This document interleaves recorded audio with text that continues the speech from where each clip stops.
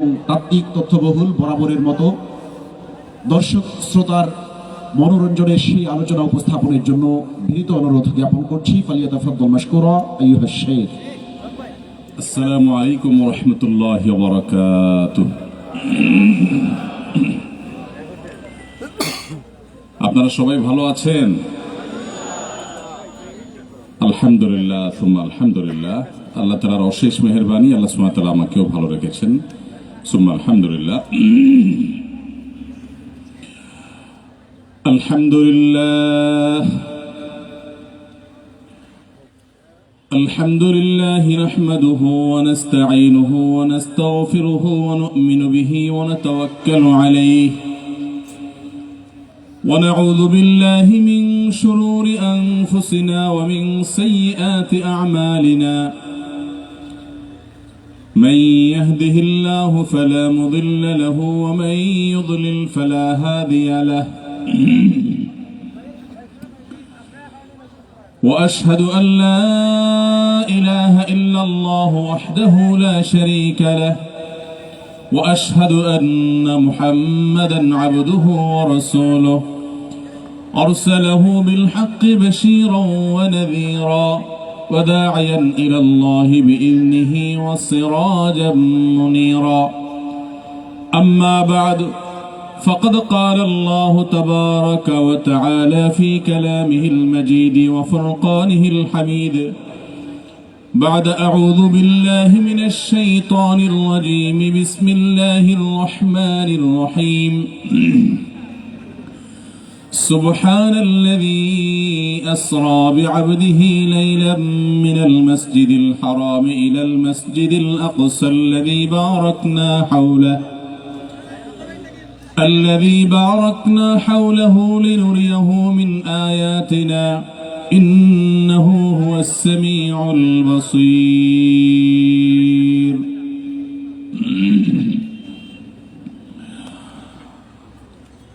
ঐতিহ্যবাহী সিলেটের করুয়া ওসমাননগরে আয়োজিত আল ফালাহ ইসলামী জনকল্যাণ পরিষদ কর্তৃক আজকের এই দাওয়াহ আয়োজন আলোর পথের সম্মানিত সভাপতি, বিজ্ঞ পরিচালক, উপস্থিত ওয়াজিবুল ইহতিরাম সম্মানিত উলামায়ে কেরাম এবং দূর দূরান্ত থেকে আগত এবং অত্র এলাকার আমার প্রাণপ্রিয় দিন দরদি ভাই ও পর্দার আলের মা বোন এবং বিশেষ করে আমার তরুণ বন্ধুরা, যারা শীতের এই কষ্ট কুয়াশা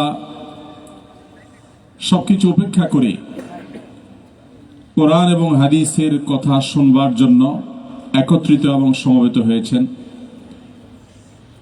আল্লাহ রাব্বুল আলামিন আমাদের সবারে আশা, একত্রিত হওয়া, বসা এই সব কিছুকে কিয়ামতের দিন মিজানে হাসানাতে আমাদের নেক আমলের পাল্লায় উঠিয়ে দিন, বলুন আমিন। আজকের আয়োজন থেকে আমরা প্রত্যেকটা মানুষ যেন কিছু না কিছু সুনির্দিষ্ট প্রস্তাবনা, সুনির্দিষ্ট আমল, করণীয় এবং বর্জনীয় কাজ ছাড়া সংকল্প, এগুলোর সাথে নিয়ে যেন আমরা আমাদের বাড়ি ফিরতে পারি, আমরা যেন এই অনুষ্ঠান স্থল ত্যাগ করতে পারি। আল্লাহ রাব্বুল আলামিন আমাদের সবাইকে সেই তৌফিক দান করুন। তাহলে একেবারে শুরুতেই আমরা আপনাদেরকে স্মরণ করিয়ে দিতে চাই, আমরা এখানে এসেছি কিছু কথা শুনবার জন্য, জানবার জন্য। সেটা কোনো ব্যক্তির কথা নয়, কোরআন এবং হাদিসের কথা। অতএব আল্লাহ সুবহানাহু ওয়া তাআলার নির্দেশ, নিষেধ, নবী সাল্লাল্লাহু আলাইহি সাল্লামের দিক নির্দেশনা, সেগুলোকে আমরা আমাদের ভেতরে ধারণ করে, আমলের সংকল্প করে, নিজের ভেতরকার কোনো সংশোধনী নেওয়ার মতো পয়েন্ট পেলে সেটিকে গ্রহণ করে তারপর আমরা এখান থেকে যাব ইনশাআল্লাহ। আল্লাহ সুবহানাহু ওয়া তাআলা আমাদের সবাইকে সেই তৌফিক দান করুন। সম্মানিত উপস্থিতি, অনেকগুলো প্রশ্ন আপনাদের আমার হাতে এসে পৌঁছেছে, বিধায় আমরা প্রশ্নের উত্তর দেওয়ার চেষ্টা করব ইনশাআল্লাহ। এটি সন্দেহাতীতভাবে একটি আদর্শ এবং অনন্য আয়োজন, কারণ সাধারণত গতানুগতিক দ্বীনি মাহফিলগুলো কোনো কোনো সময় দেখা যায় গভীর রাত পর্যন্ত হয়, যেটিকে ব্যক্তিগতভাবে আমরা সুন্নাহসম্মত দাওয়াহ মনে করি না। সুন্নাহসম্মত দাওয়ার অংশ হিসেবে গভীর রাত পর্যন্ত দূর দূরান্তে মাইক লাগিয়ে ওয়াজ মাহফিলের আয়োজন করা, এ ব্যাপারে আমাদের আরো সতর্ক হওয়া দরকার বলে আমার মনে হয়। আলহামদুলিল্লাহ, সেই দৃষ্টিকোণ থেকে আজকের এই আলফালা ইসলামী জনকল্যাণের এই আয়োজন সন্দেহাতীতভাবে অত্যন্ত সুন্দর এবং দৃষ্টান্ত হয়ে থাকবে। সম্মানিত উপস্থিতি, যেহেতু আজকের স্টেজ সাজানো হয়েছে এক ভিন্ন আঙ্গিকে আপনারা জানেন, এবং আমরা একাধিক নাশিদ শুনলাম, ইসলামী নাশিদ শুনলাম, সেটাও একই বিষয়কে কেন্দ্র করে। সেজন্য আমি সে বিষয়ে কিছু কথা শুরুতে বলতে চাই। এরপর ইনশাআল্লাহ বিদিনিল্লাহ আমাদের বেশিরভাগ অডিয়েন্স যেহেতু তরুণ, অতএব আমার প্রাণপ্রিয় তরুণ বন্ধুদের উদ্দেশ্যে সুনির্দিষ্ট কয়েকটি নসিহা পেশ করে ইনশাআল্লাহ প্রশ্নোত্তরে আমরা চলে যাব। প্রথমেই আমি যে বিষয়ে কথা বলতে চাই তা হলো মসজিদ আকসা এবং মসজিদ আকসার যে ভূমি, কোরআন এবং হাদিসের আলোকে এর তাৎপর্য এবং গুরুত্ব কতখানি। আমরা সবাই জানি যে মসজিদ আকসা এবং মসজিদ আকসার পবিত্র ভূমি, এটি পৃথিবীর প্রধান তিন ধর্মের মানুষ, ইহুদি, খ্রিস্টান এবং মুসলিম, এই সব ধর্মের মানুষের আগ্রহের কেন্দ্রবিন্দু। সবাই এই ভূমি কর্তৃত্ব চায়, এই ভূমিতে থাকতে চায়, এই ভূমিতে নিজেদের মালিকানা বা নিজেদের অবস্থানের চেষ্টা, মালিকানা দাবি করে, অবস্থানের চেষ্টা করে। তো কেন এই ভূমিটা এত গুরুত্বপূর্ণ? যদিও শুধুমাত্র আজকের এই ফিলিস্তিনের ভূখণ্ড নয়, বরং তৎকালীন শাম দেশ, যেটা আজকের সিরিয়া, ফিলিস্তিন, জর্ডান এবং আশেপাশের আরো বেশ কয়েকটি দেশ জুড়ে ছিল, সেই শাম দেশ সম্পর্কে প্রিয় নবী সাল্লাল্লাহু আলাইহি সাল্লামের অনেকগুলো হাদিস রয়েছে। এবং সেই বৃহত্তর শাম, এই পুরো অঞ্চলটার যে তাৎপর্য আছে, যে গুরুত্ব আছে কোরআন এবং হাদিসের আলোকে, সেজন্য একজন মুসলিমের কাছে গোটা পৃথিবীর মক্কা মদিনার পর সবচেয়ে আগ্রহের কেন্দ্রবিন্দু এবং সবচেয়ে গুরুত্বপূর্ণ জায়গা, সবচেয়ে পবিত্রতম জায়গা হলো এই তৎকালীন বৃহত্তর শাম, আর বিশেষ করে আজকের ফিলিস্তিন। ফিলিস্তিনের এই ভূমি সম্পর্কে, মসজিদে আকসা এবং তার আশপাশের অঞ্চল সম্পর্কে আমরা কোরআন এবং হাদিসে অনেকগুলো গুরুত্বপূর্ণ দিক নির্দেশনা পাই, অনেকগুলো তাৎপর্যের কথা জানতে পারি। একজন মুসলমান হিসাবে কেন আমাদের কাছে এটা গুরুত্বপূর্ণ বিষয়, সেটি আমাদের জানতে হবে। আমাদের দেশের মুসলমানদের একটা বড় অংশ মক্কা এবং মদিনার গুরুত্ব তারা জানলেও মসজিদে আকসা বা ফিলিস্তিনের গুরুত্ব তারা অনেকে জানেন না।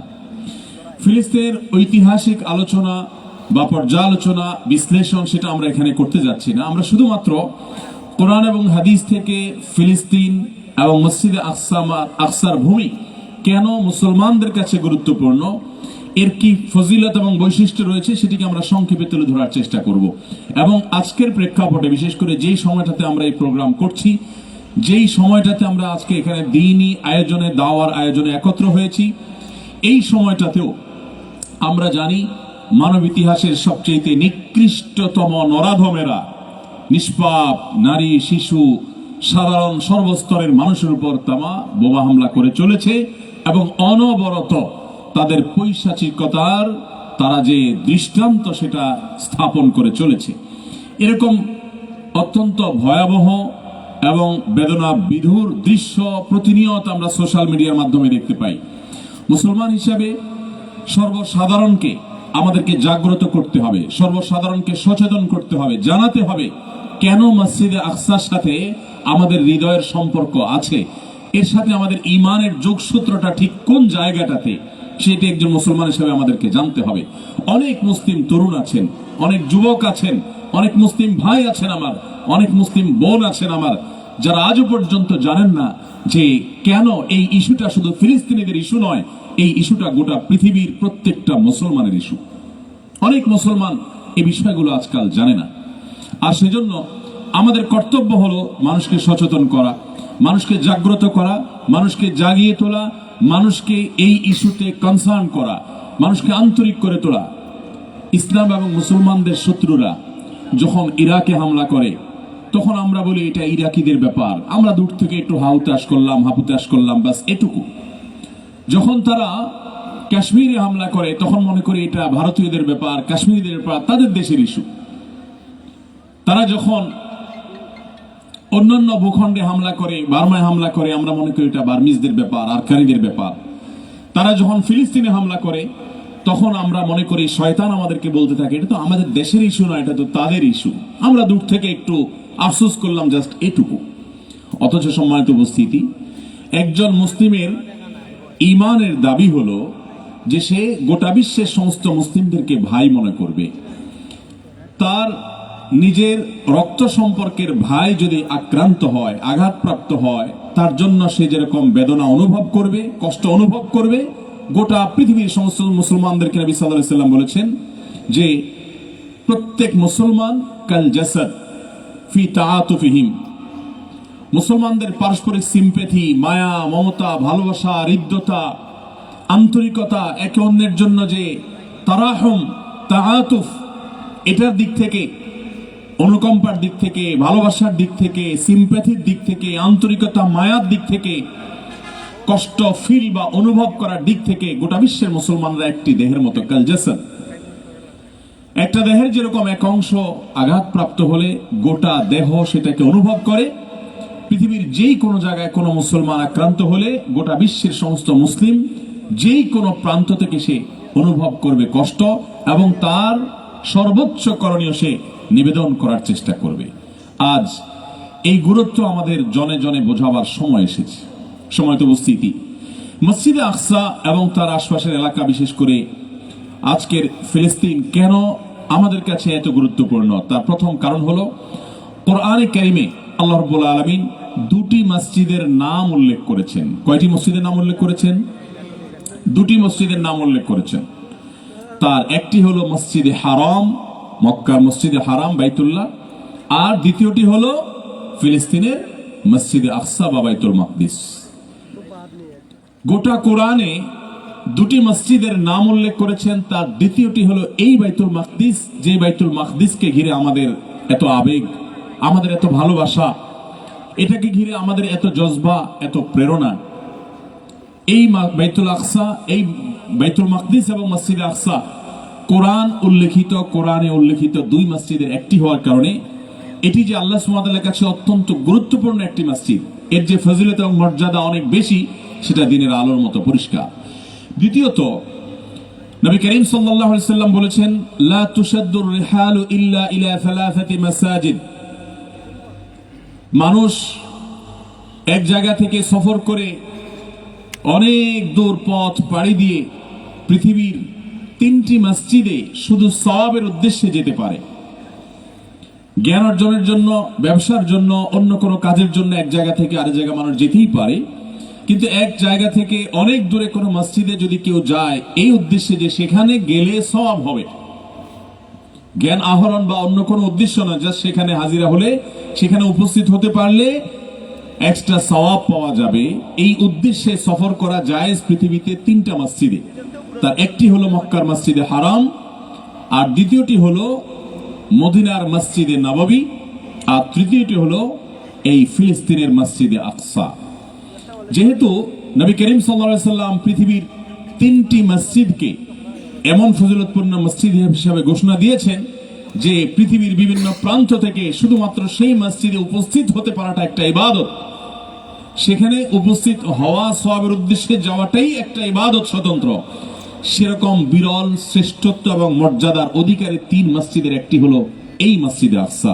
আর এই কারণেই আমাদের গোটা পৃথিবীর মুসলমানদের হৃদয়ের স্পন্দন এই মসজিদে আকসা। তৃতীয়ত, মসজিদে আকসা পৃথিবীর ইতিহাসে নির্মিত দ্বিতীয় মসজিদ। অর্থাৎ সহিহ বুখারীর একটি হাদিস থেকে আমরা জানি, নবী সাল্লাল্লাহু আলাইহি ওয়াসাল্লাম বলেছেন, আল্লাহর জমিনে সর্বপ্রথম মসজিদ যেটি নির্মিত হয়েছে সেটি হলো মক্কার মসজিদে হারাম। এরপরে নবী সাল্লাল্লাহু আলাইহি সাল্লামকে জিজ্ঞাসা করা হলো, হে আল্লাহর রাসূল, তারপরে কোন মসজিদ নির্মিত হয়েছে? তিনি বলেছেন, এরপরে মসজিদে আকসা নির্মিত হয়েছে। তখন জিজ্ঞাসা করা হলো যে উভয় মসজিদের নির্মাণের মধ্যে ব্যবধান কাল কত ছিল? নবী রাসূলুল্লাহ সাল্লাল্লাহু আলাইহি ওয়াসাল্লাম বলেছেন 40 বছরের ব্যবধান ছিল। অর্থাৎ মক্কার মসজিদে হারাম নির্মাণের 40 বছর পর ফিলিস্তিনের মসজিদে আকসা নির্মাণ হয়েছে। অর্থাৎ এটি পৃথিবীর ইতিহাসের দ্বিতীয় মসজিদ। এই কারণেও আমাদের কাছে এটি অত্যন্ত গুরুত্বপূর্ণ। 4 নম্বর, আমরা অনেকেই জানি যে মসজিদে আকসা এটি মুসলমানদের প্রথম কেবলা। আমরা আজকে মসজিদে হারামের দিকে ফিরে মক্কার মসজিদে হারামকে কেবলা বানিয়ে আমরা সালাত আদায় করি, নামাজ পড়ি। মুসলমানদেরকে আল্লাহ রাব্বুল আলামিন সর্বপ্রথম নির্দেশ দিয়েছিলেন এই মসজিদে আকসার দিকে ফিরে নামাজ আদায় করবার জন্য। এই জন্য মুসনাদ আহমদের এক হাদিস থেকে আমরা জানতে পারি, আমাদের প্রিয় নবী সাল্লাল্লাহু আলাইহি সাল্লাম মক্কায় যখন অবস্থান করেছেন তখন তিনি মক্কা থেকে নামাজ পড়ার সময় সাহাবীদের সাথে নিয়ে সকল মুসলিমরা মক্কায় অবস্থান করেও মসজিদুল আকসার দিকে তারা নামাজ আদায় করতেন। হিজরতের পর প্রিয় নবী সাল্লাল্লাহু আলাইহি সাল্লাম যখন মদিনায় এলেন, মদিনায় হিজরত করে আসার পর 16-17 মাস নবী সাল্লাল্লাহু আলাইহি সাল্লাম সেখানে তিনি একইভাবে পূর্বের মতো ফিলিস্তিনের মসজিদে আকসার দিকে সালাত আদায় করেছেন। আজকের এই মসজিদে আকসা আমার প্রিয় নবী সাল্লাল্লাহু আলাইহি সাল্লামের তথা আমাদের মুসলমানদের প্রথম কিবলা। এরপর আল্লাহ রাব্বুল আলামিন প্রিয় নবী সাল্লাল্লাহু আলাইহি সাল্লামের অন্তরের তামান্না এবং আকাঙ্ক্ষা আগ্রহ ছিল মসজিদে হারাম, তার প্রিয় জন্মভূমি মক্কাতুল মুকাররমার মসজিদে হারাম যেন কেবলা হয়। আল্লাহ রাব্বুল আলামিন পরবর্তীতে প্রিয় নবী সাল্লাল্লাহু আলাইহি সাল্লামকে সেটি কেবলা হিসেবে নির্ধারণ করে দিয়েছেন। তাহলে এই মসজিদে আকসা এবং তার আশপাশের অঞ্চল তথা ফিলিস্তিন আমাদের মুসলমানদের কাছে গুরুত্বপূর্ণ হওয়ার কারণ হলো, 4 নম্বর কারণ হলো যে এটি হলো আমাদের মুসলমানদের প্রথম কেবলা। অতএব এর মর্যাদা আমাদের অন্তরে গেঁথে আছে এবং গেঁথে থাকা আমাদের ঈমানের দাবি।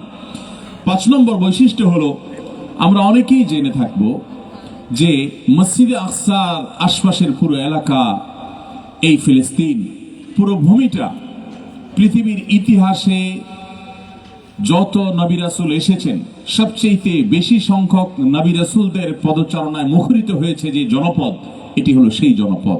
পৃথিবীর অন্য কোন জনপদ এত নবী রাসূলদের আবাসন স্থল, এত নবী রাসূলদের হিজরতের কেন্দ্র, এত নবী রাসূলদের ঠিকানা, এত নবী রাসূলদের স্নেহ এবং সোহবতে ধন্য হয়েছে, এত নবী রাসূলদের উপস্থিতিতে ধন্য হয়েছে, এরকম আরেকটি জনপদ পৃথিবীতে পাওয়া যায় না।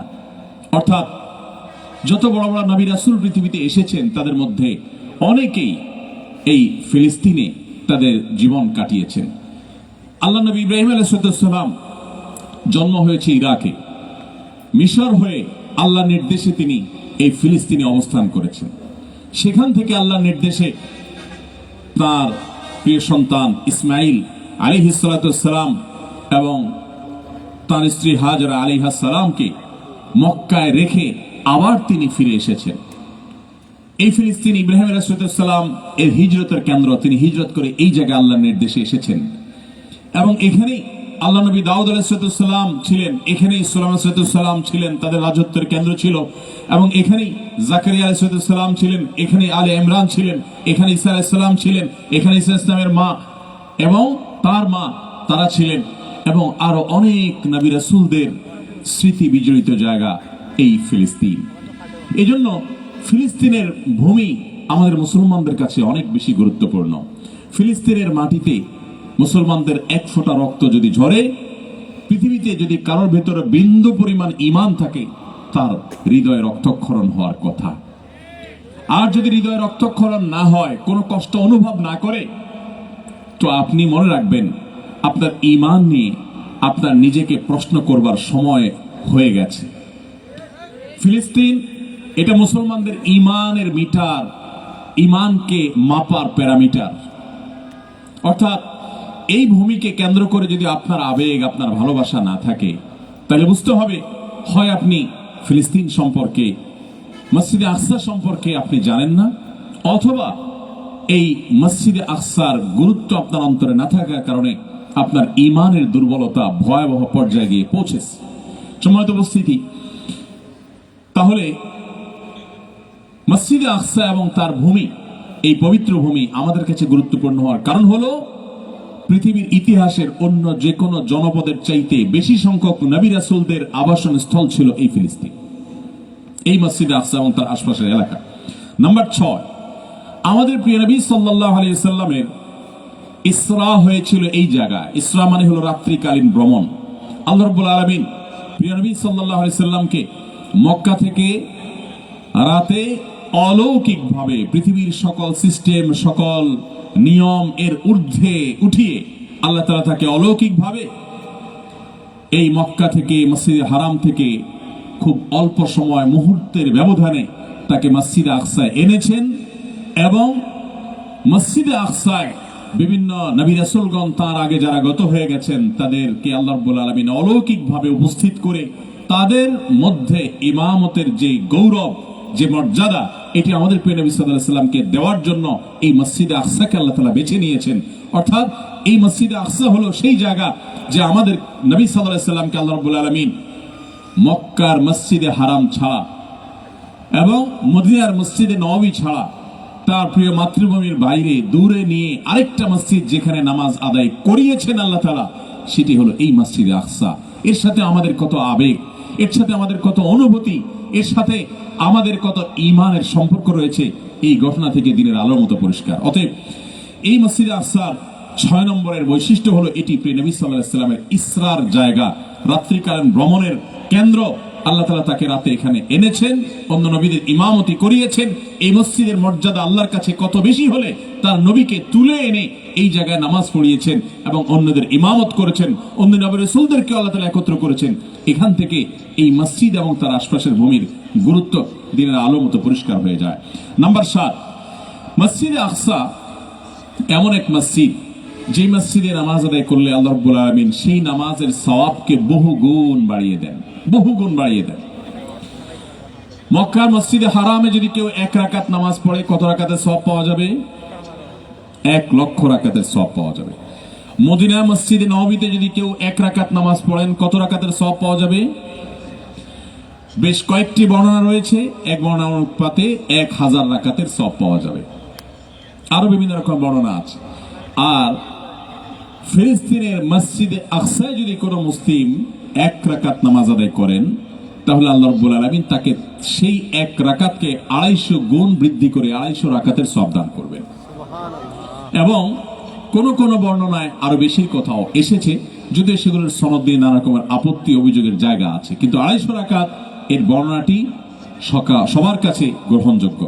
তাহলে 1 রাকাত নামাজকে 250 গুণ সওয়াব বৃদ্ধি করে 250 রাকাতের সওয়াব দেওয়া, এটি শুধুমাত্র মসজিদে আকসার জন্য খাস। অতএব এটি মসজিদে আকসার একটা বৈশিষ্ট্য। আল্লাহ রাব্বুল আলামিন আমাদের সবাইকে মৃত্যুর আগে একবার হলেও মসজিদে আকসায় সালাত আদায় করার তৌফিক দান করুন। আমরা সবাই মসজিদে আকসা নামাজ পড়তে চাই তো ইনশাআল্লাহ? আল্লাহ রাব্বুল আলামিন আমাদের সবাইকে সেই তৌফিক দান করুন। অভিশপ্ত ইহুদিদের থেকে আল্লাহ তাআলা এই মসজিদকে মুক্ত করে গোটা বিশ্বের মুসলমানদের জন্য মুক্ত করে দিন, বলুন আমিন। সম্মানিত উপস্থিতি, মসজিদে আকসার 8 নম্বরের বৈশিষ্ট্য হলো যে এই মসজিদকে কোরআনে কারিমে 2টি বিশেষ, এই মসজিদ এবং মসজিদের আশপাশের এলাকাকে, ফিলিস্তিনকে, এই জায়গাটাকে আল্লাহ রাব্বুল আলামিন 2টি বিশেষ বিশেষণে ভূষিত করেছেন। তার একটি হলো এটিকে আল্লাহ রাব্বুল আলামিন আরদে মুকাদ্দাসা বলেছেন কোরআনে। আরদে মুকাদ্দাসা মানে হলো পবিত্র ভূমি। কোন ভূমি এটার পবিত্র অপবিত্র হওয়ার কথা, এটা নস তথা কোরআন হাদিসের ভাষ্য ছাড়া বলার এখতিয়ার পৃথিবীতে কারোর নেই। যেই কোনো ভূমি পৃথিবীতে যদি বলতে হয় এই ভূমি পবিত্র ভূমি, পবিত্র ভূমি বলতে এর বিশেষ মর্যাদা আছে আল্লাহর কাছে, তো সেটি প্রমাণ হবে কোরআন এবং হাদিস দ্বারা, এটা দাবি দ্বারা হতে পারে না। গোটা পৃথিবীর সমস্ত জায়গা সমান, কোন জায়গার কোন বিশেষ বিশেষত্ব কোরআন এবং হাদিসের দৃষ্টিকোণ থেকে আল্লাহ এবং তার রাসূলের চোখে নেই যদি সেটা কোরআন এবং হাদিসে উল্লেখিত না হয়। মসজিদে আকসা এমন জায়গা যে কোরআনের মতো পাইকারি কথা বলবার জায়গা, যে কোরআনে খুচরা কথা বলবার সুযোগ নেই। কোরআন গোটা মানব জাতির সব বিষয়ে দিক নির্দেশনা এবং গাইডলাইন করার জন্য এসেছে। সেই কোরআনে যদি কোনো বিষয়ে আলাপ করা হয় তাহলে বুঝতে হবে এটা কোনো খুচরা আলাপ না, এটা পাইকারি আলাপ, এটা অনেক গুরুত্বপূর্ণ আলাপ। এই মসজিদে আকসার ভূমি ফিলিস্তিনকে কোরআন আরদে মুকাদ্দাসা বলেছে, পবিত্র ভূমি বলেছে, এবং আল্লাহ রাব্বুল আলামিন সূরা ইসরার শুরুতে আল্লাযী বারাকনা হাওলাহু বলেছে, অর্থাৎ এটাকে বরকতময় ভূমি বলেছেন। তাহলে এই ভূমিটা বরকতময়, এটি পবিত্র। এই দুটি বিশেষ বিশেষণে আল্লাহ তাআলা ভূষিত করেছেন এই জমিনকে, যার কারণে এই জমিনের গুরুত্ব মুসলমানের কাছে অপরিসীম। নাম্বার 9, বিভিন্ন হাদিস থেকে আমরা জানি যে কিয়ামতের আগে দাজ্জাল গোটা পৃথিবীতে সে তার দাপট, তার কর্তৃত্ব সে জাহির করবে এবং গোটা পৃথিবীকে তার কারায়ত্ত করবে। মুসলমানদের জন্য দাজ্জালের ফিতনা থেকে ঈমানকে বাঁচিয়ে রাখাটা হবে মানব ইতিহাসের সবচেয়ে বড় চ্যালেঞ্জিং বিষয়। মানব ইতিহাসের সবচেয়ে বড় ফিতনার নাম হবে দাজ্জাল। প্রিয় নবী সাল্লাল্লাহু আলাইহি ওয়াসাল্লাম বলেছেন, পৃথিবীর ইতিহাসে এমন একজন নবী, একজন রাসূলও অতিবাহিত হন নাই যিনি তার উম্মতকে দাজ্জালের ব্যাপারে সতর্ক করে যান নাই। আমাদের প্রিয় নবী সাল্লাল্লাহু আলাইহি ওয়াসাল্লাম আল্লাহর কাছে নামাজের শেষ বৈঠকে কয়েকটা বিষয় থেকে পানা চাইতেন প্রতিনিয়ত। তার মধ্যে থেকে একটি হলো মিন ফিতনাতিদ দাজ্জাল, দাজ্জালের ফিতনা থেকে আল্লাহর কাছে তিনি পানা চাইতেন। অতএব সেই দাজ্জালের ফিতনা মুসলমানদের জন্য এক মহা আতঙ্কের নাম। দলে দলে হাজার লাখো কোটি মুসলমান ঈমান হারা হয়ে যাবে দাজ্জালীয় ফিতনার কারণে। আজকের পৃথিবীতে আমরা দাজ্জালের পদচারণা এবং তার আসার আগমনের আমরা যেন আওয়াজ শুনতে পাচ্ছি। গোটা পৃথিবীর সমস্ত শক্তি আস্তে আস্তে কুক্ষিগত হতে হতে একক গোষ্ঠী বরং একক ব্যক্তির দিকে যেন চলে যাচ্ছে। গোটা পৃথিবী যেন সেজন্য প্রস্তুত হচ্ছে। চতুর্দিকে তাকালে অনুভব করা যায়, বোঝা যায় যে দাজ্জাল পৃথিবীতে আগমনের সময় হয়তো বেশি দেরি নেই। সেটা হতে পারে 200 বছর, হতে পারে 2000 বছর, আল্লাহ তাআলা ভালো জানেন তার সঠিক দিনক্ষণ। তবে বোঝা যায় যে দাজ্জালীয় ব্যবস্থাপনা গোটা পৃথিবীতে কায়েমের চেষ্টা চলছে। শয়তান এবং শয়তানি সভ্যতা, দাজ্জালীয় সভ্যতা গোটা পৃথিবীকে যেন গ্রাস করে চলেছে। সম্মানিত উপস্থিতি, সেই দাজ্জাল পৃথিবীতে 3টি জায়গায় প্রবেশ করতে পারবে না। তার একটি হলো মসজিদে হারাম মক্কা, আরেকটা হলো মদিনায় হুদুদে হারাম, এই দোনো হুদুদে হারাম, এবং তৃতীয়টি হলো এই মসজিদে আকসা। মসজিদে আকসাতে এবং মসজিদে আকসার ভূমিতে যে দাজ্জাল প্রবেশ করতে পারবে না, এই বিষয়ে বেশ কয়েকটি হাদিস রয়েছে। এটিও এই জায়গার এবং এই মসজিদের ফজিলত। 10 নম্বর হলো ইয়াজুজ এবং মাজুজ অন্যতম একটা ফিতনা হবে কিয়ামতের আগে। কিয়ামতের আলামত সমূহের মধ্যে থেকে একটি হবে ইয়াজুজ মাজুজের ফিতনা। আপনারা জানেন সেই ইয়াজুজ মাজুজ এর বিরুদ্ধে লড়াই করে আল্লাহর ইমানদার বান্দারা তাকে শেষ করবে এবং তাদের ফিতনা, এদের ফিতনা দমন হবে, শেষ হবে, এদের শেষ পরিণতি ঘটবে এই পবিত্র ভূমিতে ফিলিস্তিন। এবং 11 নম্বর ফজিলত এবং বৈশিষ্ট্য হলো নবী করিম সাল্লাল্লাহু আলাইহি সাল্লাম বলেছেন, একটা সময় আসবে পৃথিবীতে, কিয়ামতের আগে একটা সময় আসবে যখন মসজিদে আকসার আশেপাশের যে জায়গাগুলো আছে সেই জায়গাগুলোর কোনো একটি জায়গার মালিক হওয়া, কোথাও থাকতে পারা, যেখান থেকে মসজিদে আকসাকে একটু দেখা যাবে, যেখানে মসজিদে আকসার সান্নিধ্যে থাকা যাবে, যেখান থেকে মসজিদে আকসা গিয়ে নামাজ পড়া যাবে, এরকম মসজিদে আকসার আশেপাশের কোন একটা জায়গার অধিকারী হওয়া, মালিক হওয়া, বসবাসকারী হওয়া, ভাড়াটিয়া হওয়া, সেখানে থাকতে পারা, এটা হবে আল্লাহর জমিনে পৃথিবীর সবচাইতে আকর্ষণীয় বস্তু। কিয়ামতের আগে এমন একটা সময় আসবে যে আজ যেরকম আমরা মক্কা মদিনাতে হজ বা উমরা করতে গেলে প্রত্যেক হজ যাত্রী, প্রত্যেক উমরার যাত্রীর আকাঙ্ক্ষা থাকে তিনি যেন মসজিদে হারামের, মসজিদে নববীর খুব কাছাকাছি থাকতে পারেন, যেখান থেকে সারাক্ষণ মসজিদকে, আল্লাহর ঘরকে দেখতে পাবেন, নয়ন জোড়াতে পারবেন, ঈমানকে তাজা করতে পারবেন। এটা যেরকম সবার তামান্না থাকে, এটা যেরকম সবার খুব কাঙ্ক্ষিত থাকে, গোটা পৃথিবীর সবচেয়ে মূল্যবান, সবচেয়ে আকর্ষণীয় জায়গায় পরিণত হবে এই মসজিদে আকসার আশেপাশের জায়গাগুলো। একটা সময় আসবে, এই হাদিস থেকে পরিষ্কারভাবে বোঝা যায় আজকের এই দখলদার অভিশপ্তরা, এদেরকে আল্লাহ তাআলা একদিন পরাজিত করে মুসলমানদের সেই সোনালী দিন দিবেন ইনশাআল্লাহ তাআলা। সম্মানিত উপস্থিতি, এই মসজিদে আকসা এর মর্যাদা এবং এর বৈশিষ্ট্য যদি আমরা বলতে চাই, আরো সংখ্যা বাড়াতে চাইলে আমরা হয়তো আরো দু-চার-পাঁচটা ফজিলত এবং বৈশিষ্ট্যের কথা বলতে পারবো কোরআন হাদিসের আলোকে। আমার মনে হয় এই 11টি বৈশিষ্ট্য আমরা যদি মাথায় রাখতে পারি এবং এগুলো যদি আমরা লিখে আমাদের বাসা বাড়িতে টাঙিয়ে রাখতে পারি, তাহলে মসজিদ আকসার চেতনা এটা সর্বদা আমাকে জাগ্রত করবে, আমার অন্তরে জাগরুক থাকবে এবং এটা আমি কখনো ভুলবো না। এটা আমার ঈমানকে জাগ্রত করবে, এটা আমার দায়িত্ববোধকে জাগ্রত করবে, এটা আমাকে দায়িত্বশীল করবে, এটা আমাকে অনুপ্রাণিত করবে, আমার ঈমানকে শানিত করবে। বিধায় এই ফজিলতগুলো আমাদের জানতে হবে, অন্যকে জানাতে হবে, লিফলেট আকারে প্রচার করতে হবে, বাসা বাড়িতে, অফিসে, আদালতে টাঙিয়ে রাখতে হবে, মানুষকে সচেতন করতে হবে, জাগ্রত করতে হবে, বোঝাতে হবে, জানাতে হবে কেন মসজিদে আকসা আমাদের জন্য গুরুত্বপূর্ণ, কেন ফিলিস্তিন আমাদের জন্য গুরুত্বপূর্ণ। এর সাথে আমাদের ঈমানের যোগসূত্রের জায়গা একটি নয়, বহু যোগসূত্রের জায়গা রয়েছে। আল্লাহ রাব্বুল আলামিন আমাদের প্রত্যেককে মসজিদে আকসা এবং ফিলিস্তিনের মানুষদের প্রতি আমাদের যে কর্তব্য আছে, প্রত্যেককে যার যার জায়গা থেকে সেই কর্তব্য পালন করার তৌফিক দান করুন। সম্মানিত উপস্থিতি, আমি আবারও এক নজরে মসজিদে আকসা এবং তার পবিত্র ভূমির যে বৈশিষ্ট্য এবং তাৎপর্য 11টি বলেছি, সেগুলো আবার বলে দিচ্ছি। নাম্বার 1, কোরআনে আল্লাহ রাব্বুল আলামিন দুটি মসজিদের নাম উল্লেখ করেছেন। তার একটি হলো মক্কার মসজিদে হারাম, আর দ্বিতীয়টি হলো এই মসজিদে আকসা। এখান থেকে এর ফজিলত দিনের আলো মতো পরিষ্কার যে কোরআনে এই মসজিদের নাম উল্লেখ করা হয়েছে, পৃথিবীতে অন্য কোনো মসজিদের নাম উল্লেখ করা হয় না, শুধু এই দুটি মসজিদের নাম উল্লেখ হয়েছে। এই দুটির একটি হলো মসজিদে আকসা। নাম্বার 2, 3টি মসজিদে শুধুমাত্র দূর থেকে ইবাদতের উদ্দেশ্যে ভ্রমণ করে যাওয়াটাই একটা ইবাদত, স্বতন্ত্র ইবাদত।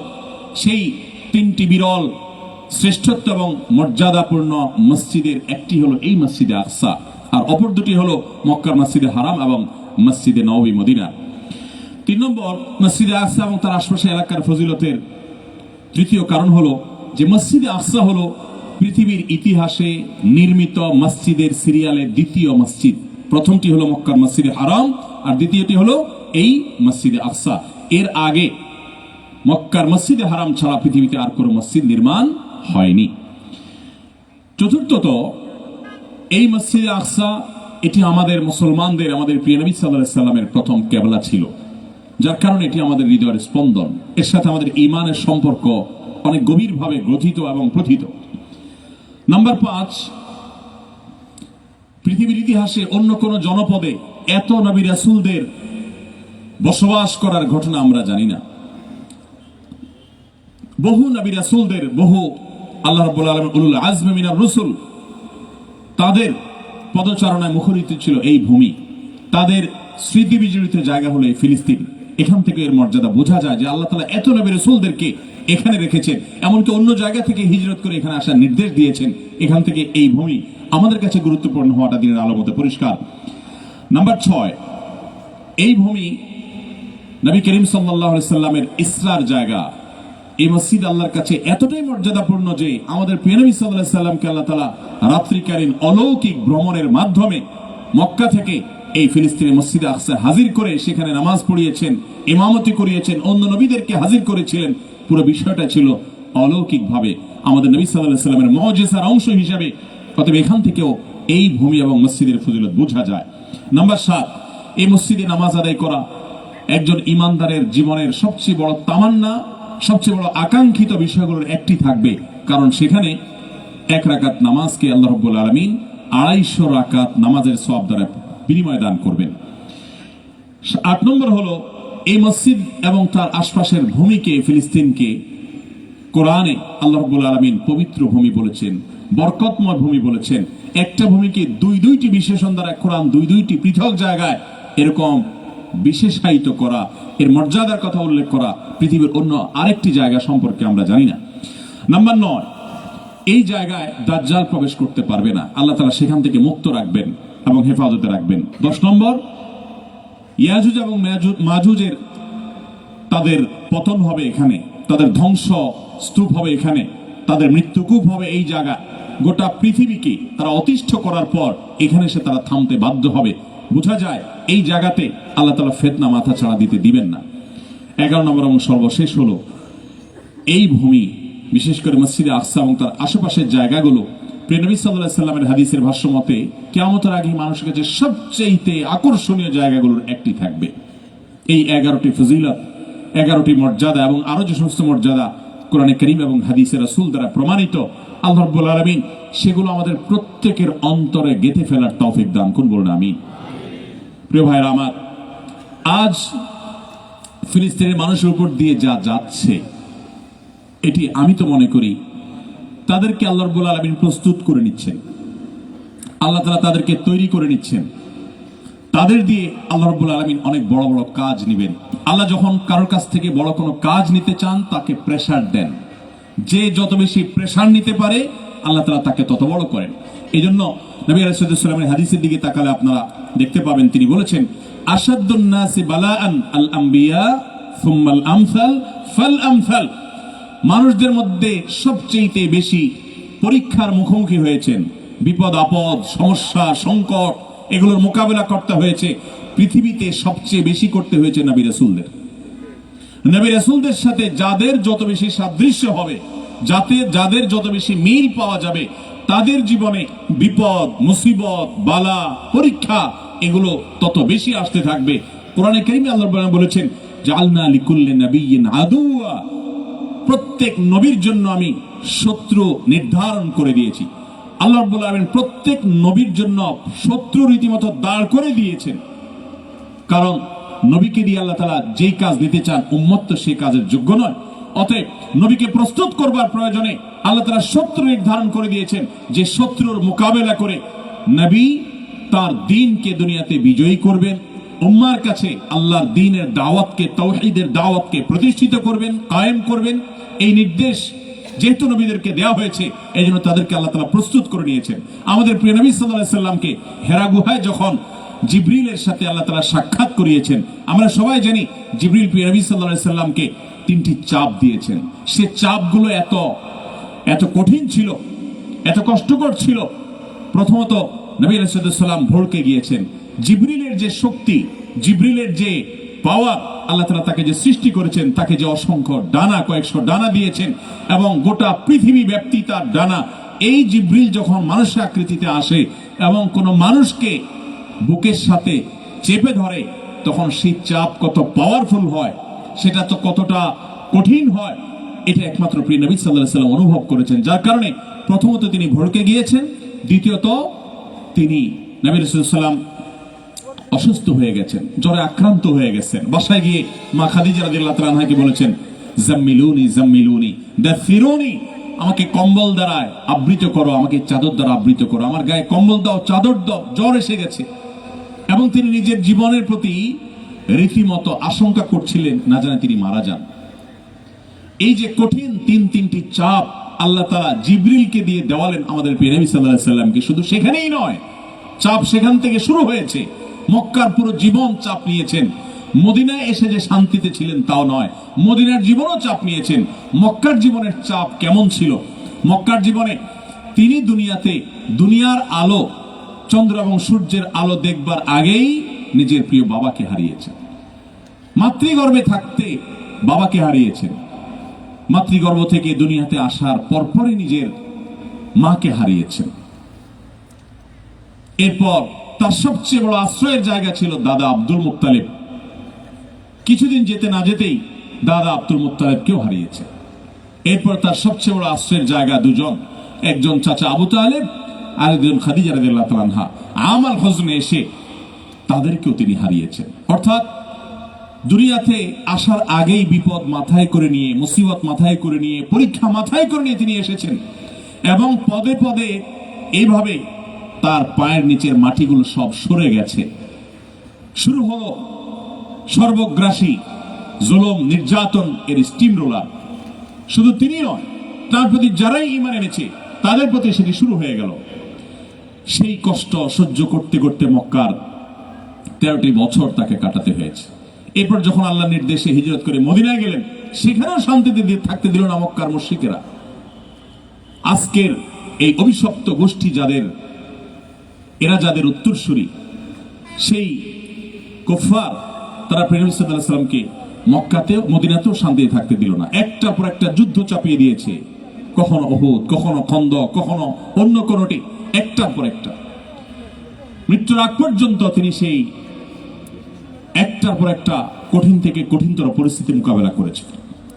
সময়ত উপস্থিতি, এই কথা বলার উদ্দেশ্য হলো আল্লাহ রাব্বুল আলামিন পৃথিবীর নতুন ইতিহাস আমাদের প্রিয় নবী সাল্লাল্লাহু আলাইহি সাল্লামকে দিয়ে রচনা করিয়েছেন। পৃথিবীর পথ পরিবর্তন করে দিয়েছেন, পৃথিবীর ইতিহাসের গতিপথ চেঞ্জ করে দিয়েছেন আমাদের প্রিয় নবী সাল্লাল্লাহু আলাইহি সাল্লামকে দিয়ে। আর সেজন্য তাকে দীর্ঘ 23টি বছর অনেক স্ট্রাগল করে আসতে হয়েছে, অনেক কষ্ট, অনেক ধৈর্য, অনেক সহিষ্ণুতার পরিচয় তাকে দিয়ে, অনেক কষ্ট সহ্য করার ক্ষমতা প্রমাণ করে তারপর তাকে আসতে হয়েছে। এরপর আল্লাহ তাআলার নিয়ামত তিনি পেয়েছেন। আমার বিশ্বাস যে আজকে ফিলিস্তিনের মানুষ, আজকে সিরিয়ার মানুষ, আজকে পৃথিবীর যে সমস্ত ভূখণ্ডের মানুষগুলো, বিশেষ করে এই বৃহত্তর তৎকালীন সামদেশ, আজকের এই বৃহত্তর অঞ্চল ফিলিস্তিন সহ এই অঞ্চলের মানুষগুলো যে কঠিন সময় পার করছে, এটি আল্লাহ রাব্বুল আলামিন কিয়ামতের আগে তাদেরকে দিয়ে যে কাজ, মহা কর্মযজ্ঞ সম্পাদন করবেন তার প্রস্তুতির অংশ ইনশাআল্লাহ তাআলা। এবং প্রিয় নবী সাল্লাল্লাহু আলাইহি ওয়াসাল্লামের হাদিস থেকে বোঝা যায় যে আজ হোক আর দুদিন পরে এই অভিশপ্ত দখলদাররা, এই ইহুদিরা তার অপমানিত হয়ে, লাঞ্ছিত হয়ে আল্লাহর এই প্রিয় ঘরকে, পবিত্রতম এই ঘরকে, এই জায়গাকে তারা ছেড়ে যেতে বাধ্য হবে ইনশাআল্লাহ তাআলা। আল্লাহ রাব্বুল আলামিন আমাদের সবাইকে আল্লাহর এই ঘরে জীবনে একবারের জন্য হলেও প্রবেশ করার, নামাজ পড়ার ফজিলত এবং মর্যাদা এটা অর্জন করার তৌফিক দান করুন। সম্মানিত ভাইয়েরা, এর জন্য আমাদের কোনো দায়িত্ব আছে না নাই? কি দায়িত্ব আছে বলেন? উম্মার যত সংকট আমাদের দেশে, উম্মার মুসলিম মিল্লাতের সংকটের কোনো শেষ নেই। আপনি যদি গোটা বিশ্ব পরিমণ্ডলে কথা বলেন তো মুসলিম মিল্লাতের সংকটের কোনো শেষ নেই।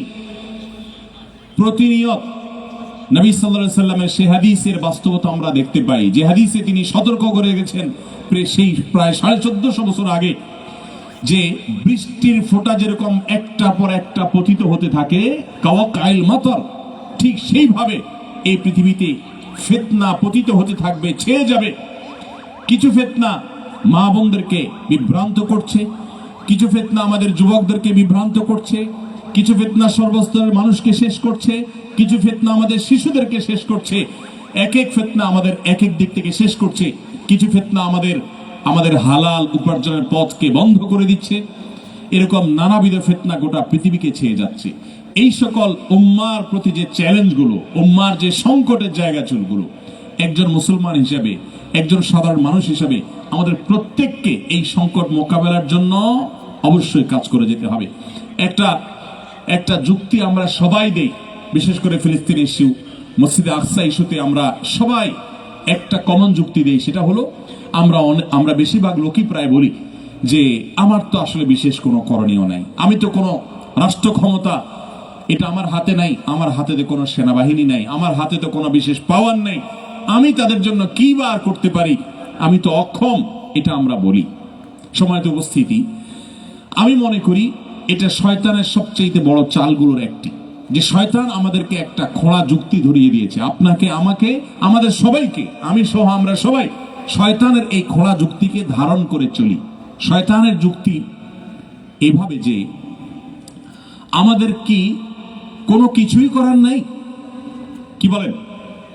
ফিলিস্তিন ইস্যুতে, মসজিদে আকসা ইস্যুতে আমাদের কিছুই করার নাই? তো আমরা তো বলি যে আমরা কি করতে পারি, আমার তো ক্ষমতা নেই। মনে রাখবেন, মানুষের হাতে যা না থাকে মানুষ সেটা সবচেয়ে বেশি দান করে। এটা মানুষের একটা টেন্ডেন্সি। যখন টাকা পয়সা না থাকে তখন সে খুব বেশি বেশি বলে, আমার যদি অনেক টাকা পয়সা থাকতো আমি এই করতাম, আমি সেই করতাম, আপনাকে এটা কিনে দিতাম, অমুককে সেটা দিতাম। না থাকা জিনিস মানুষ অনেক দিতে পারে, কিন্তু যা আছে সেখান থেকে দেওয়ার মানুষের সংখ্যা অনেক কম। আমরা যদি আমাদের নিজেদের কথা চিন্তা করি, আমরা যদি একটু গবেষণা করি যে আমাদের কি করার আছে, ব্যক্তি আমি, ব্যক্তি আপনি, ফিলিস্তিনের মানুষদের প্রতি যে জুলুম হচ্ছে, পৃথিবীর ইতিহাসের সবচেয়ে বড় বর্বরতার সাক্ষী হচ্ছে যে ফিলিস্তিনের নিরীহ মানুষগুলো, আমার মুসলিম ভাই বোনগুলো, দিনকে দিন, মাসকে মাস এই পৃথিবীর যারা নিজেদেরকে সভ্য দাবি করে, এই সভ্য নামধারী অসভ্যরা এই বর্বরতা দেখেও তাদের মুখে, তাদের চোখে, তাদের কানে যেন কুলুপ দিয়ে তারা আছে। তারা যেন কিছুই দেখতে পাচ্ছে না। এই মানুষগুলোই আবার আমাদেরকে মানবতার সবক সকাল বিকাল দেয়। যারা আমাদেরকে সকাল বিকাল মানবতার সবক দেয়, সেই সভ্যতার ভেগধারী অসভ্যদের মুখোশ আমাদের সামনে ফিলিস্তিন ইস্যু এসে দিনের আলোর মতো উন্মোচন করে দিয়েছে, এবং সেই সাথে মুসলিম নামধারী মুনাফিকদের মুখোশ উন্মোচন করে দিয়েছে। সম্মানিত ভাইরা আমার, এই ইস্যুতে আমাদের প্রত্যেকের অনেক করণীয় আছে, বহু করণীয় আছে। আল্লাহ তাআলা আপনাকে জিজ্ঞাসা করবেন না তুমি কেন তোমার ক্ষমতা দিয়ে সেখানে তাদেরকে দখলদার মুক্ত করো নাই। আল্লাহ তাআলা জিজ্ঞেস করবেন না, কারণ আপনার সেই ক্ষমতা নেই। কিন্তু আপনার যেই ক্ষমতা আছে সেই ক্ষমতার ব্যবহার কতটুকু করেছেন, এর জন্য আল্লাহর কাছে জবাবদিহি করতে হবে। কি ক্ষমতা আছে? আমাদের অনেক কিছু করার আছে। নাম্বার 1, আমি শুধু কয়েকটা আইডিয়া শেয়ার করতে পারি, আরো বহু আইডিয়া থাকতে পারে, আরো 10টা 20টা আইডিয়া থাকতে পারে। এই আইডিয়াগুলো একত্র করা দরকার এবং এগুলো পরস্পরের মধ্যে শেয়ার করা দরকার।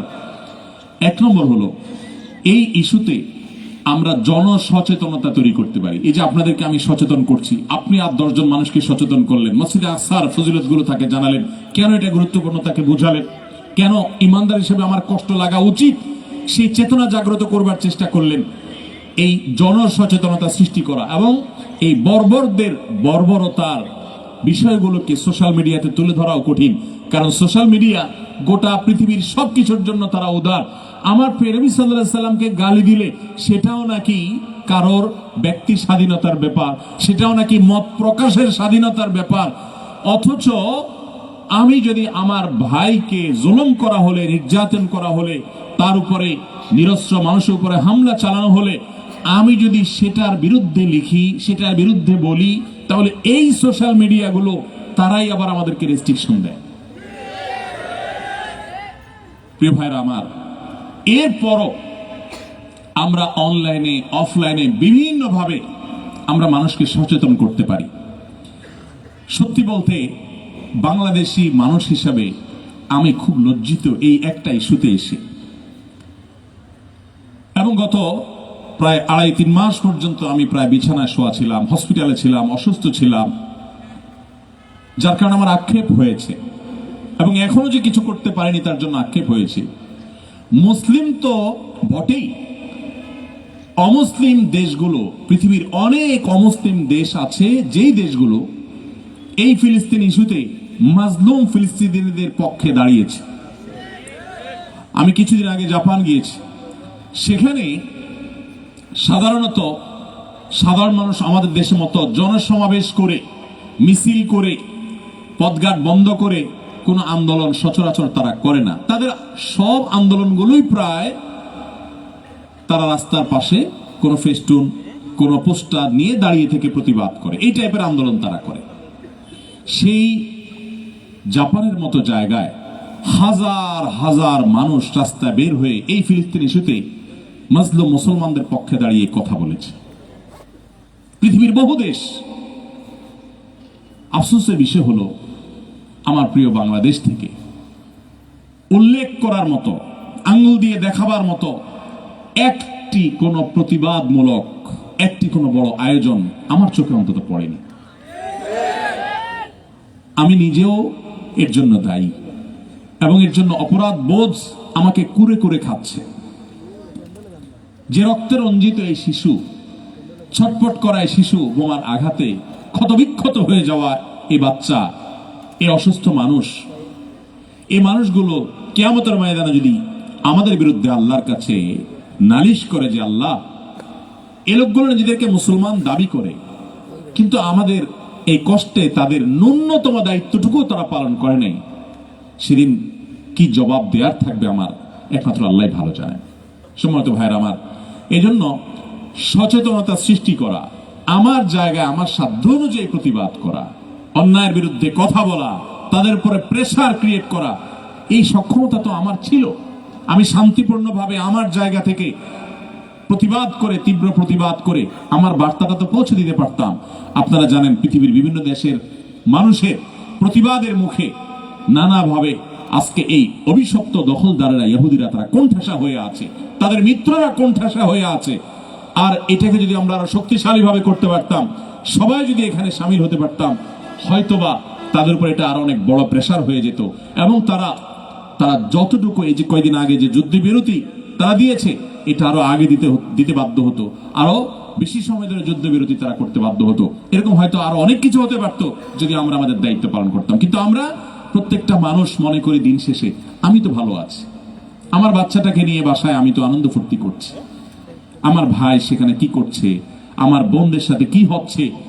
সেখানে হসপিটালে পর্যন্ত বোমা হামলা করা হয়েছে, সেখানে বিদ্যুৎ বন্ধ করে হসপিটালের রোগীদের পর্যন্ত শেষ করে দেওয়া হচ্ছে। আমাদের দেশে এক শ্রেণীর বুদ্ধিজীবী নামক ভণ্ড দেখবেন, যারা পৃথিবীর কোন দেশের মেয়েদের পড়ালেখা যদি করতে কোনো প্রকার সমস্যা হয় অথবা সমস্যা হয়নি, এ ব্যাপারে কোনো কথা উঠেছে, তো তখন নারীর অধিকার নিয়ে তারা চিৎকার করতে থাকে, নারীকে পড়তে দিতে হবে। ভালো কথা, নারীকে পড়তে দিতে ইসলাম নিষেধ করে না, সেটা ভিন্ন আলাপ। কিন্তু হাজার হাজার গর্ভবতী নারী ফিলিস্তিনে চিকিৎসার অভাবে তারা যে হসপিটালের বেডে কাতরিয়েছে এবং কষ্ট পেয়েছে, অনেকে মারা গেছে, তাদের ব্যাপারে এই ভণ্ড বুদ্ধিজীবীদের তেমন কোনো উসফুস আমরা দেখিনি। সময়ে সময়ে এদের ভণ্ডামি, এদের প্রতারণা, এদের প্রবঞ্চনা, এগুলোর মুখোশগুলো আমাদের সামনে সরে যায়, উন্মোচিত হয়ে যায়, এবং তাদের আসল চেহারাটা আমাদের সামনে বেরিয়ে আসে। সময়ত উপস্থিতি, তাহলে আমাদের অনেক করণের ভিতরে একটি করণীয় হলো আমরা সচেতনতা সৃষ্টি করতে পারতাম। আমরা কয়দিন এটার উপর আমরা রাস্তাঘাটে বেরিয়ে সমাজের সাধারণ মানুষকে আমরা বোঝানোর চেষ্টা করেছি।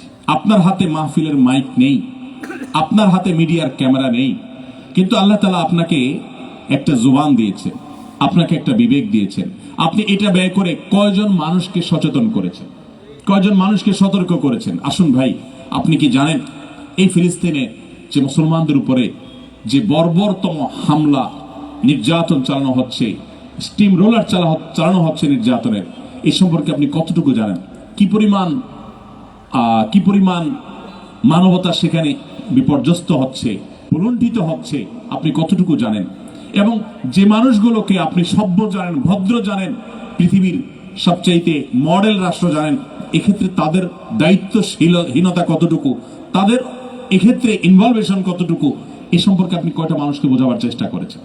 সময়ত উপস্থিতি, বেশিরভাগ মানুষই আমরা আমাদের দায়িত্ব পালন করি নাই। মসজিদে, প্রত্যেকটা মসজিদে কুনুতে নাজেলা হওয়া দরকার, তখনও ছিল, এখনো আছে। বাংলাদেশের হাজার হাজার মসজিদ, হাতে গোনা কিছু মসজিদ বাদ দিলে বেশিরভাগ মসজিদে কুনুতে নাজেলা হয়নি। আমরা জানিও না কুনুতে নাজেলা কি।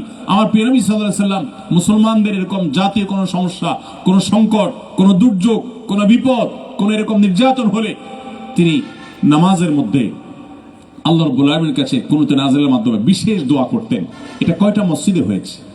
আমি মুসল্লি হিসেবে আমার ইমাম সাহেবকে বলেছি কিনা, আমার কমিটির লোকদেরকে বলেছি কিনা যে আমরা অন্তত আমাদের মসজিদ থেকে কুনুতে নাজেলা পড়ি, আমাদের মুসল্লিরা অন্তত সচেতন হোক, তারা অন্তত আল্লাহর কাছে চোখের পানি ফেলুক। আমার নিজের মায়ের পেটের ভাইটা যদি আজকে সেখানে থাকতো, সে যদি আজকে সেখানে আক্রমণের শিকার হতো, আমার হৃদয়ের অবস্থা কি হতো? এখন সে অবস্থা আমার মধ্যে আছে কিনা? যদি না থাকে, তাহলে আমার ঈমান নিয়ে নিজেকে প্রশ্ন করবার সময় এসে গেছে। সময় উপস্থিতি, অতএব সচেতনতা সৃষ্টি করার জন্য আমরা যদি প্রত্যেকটা মানুষ যার যার জায়গাতে কাজ করি, তাহলে অনেক কাজ হয়ে যাবে ইনশাআল্লাহ। দ্বিতীয়ত, তাদের যে সমস্ত পণ্য আছে, যেই পণ্যগুলো হয়তো আমার কাছে সফট ড্রিঙ্কসের বোতল মাত্র, বাস্তবে সেটা সফট ড্রিঙ্কসের বোতল না, বাস্তবে সেটা একটা বোমা। আপনি যেটা টাকা দিচ্ছেন সফট ড্রিঙ্কসের বিনিময়ে, এই টাকাটাই বোমা হয়ে ঘুরে ফিরে আমারই সেই নিরীহ মা বোনদের মাথার উপরে, বাচ্চাদের মাথার উপরে পড়ছে। এই সফট ড্রিঙ্কসের বোতল যখন আপনি কিনছেন, এবং সাবান, শ্যাম্পু, লোশন, যত প্রকার তাদের যে সমস্ত পণ্য আছে, হোক সেটা প্রসাধনী, হোক সেটা কোনো আপনার অন্য ব্যবহার্য পণ্য, হোক সেটা কোনো ড্রিঙ্কস, আপনি মুসলমান হিসাবে আপনি সেটা নিজে বর্জন করার পাশাপাশি কয়জন মানুষকে বর্জন করতে উৎসাহিত করেছেন?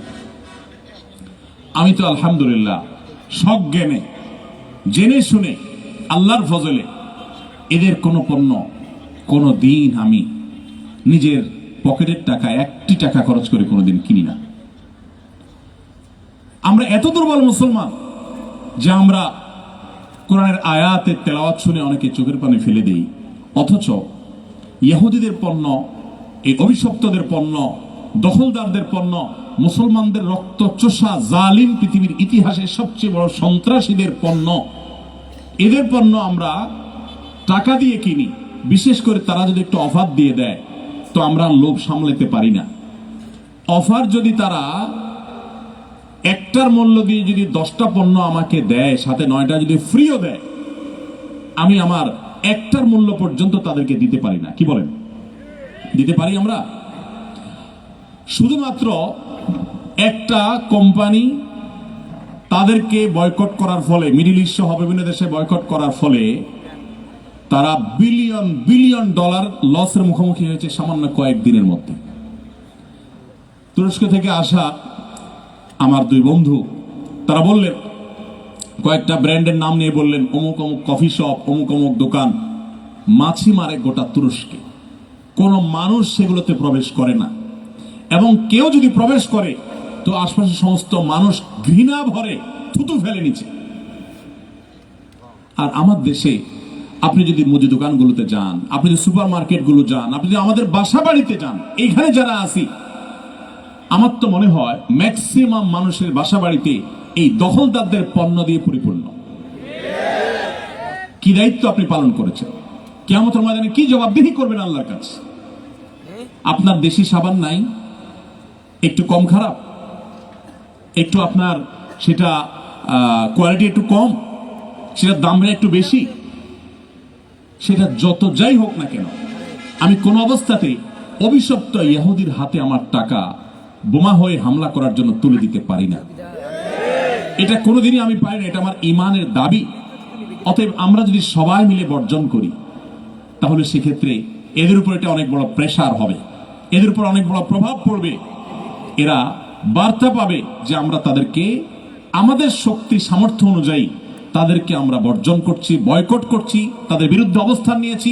অতএব বিশেষ করে একটা টুথপেস্ট আছে, এই যে সামনে ফেব্রুয়ারি মাস আসছে, আপনারা জানেন আমাদের দেশের তরুণ সমাজকে ধ্বংস করবার জন্য কাছে আসার গল্পের নামে ধ্বংসের গল্প রচনা করে।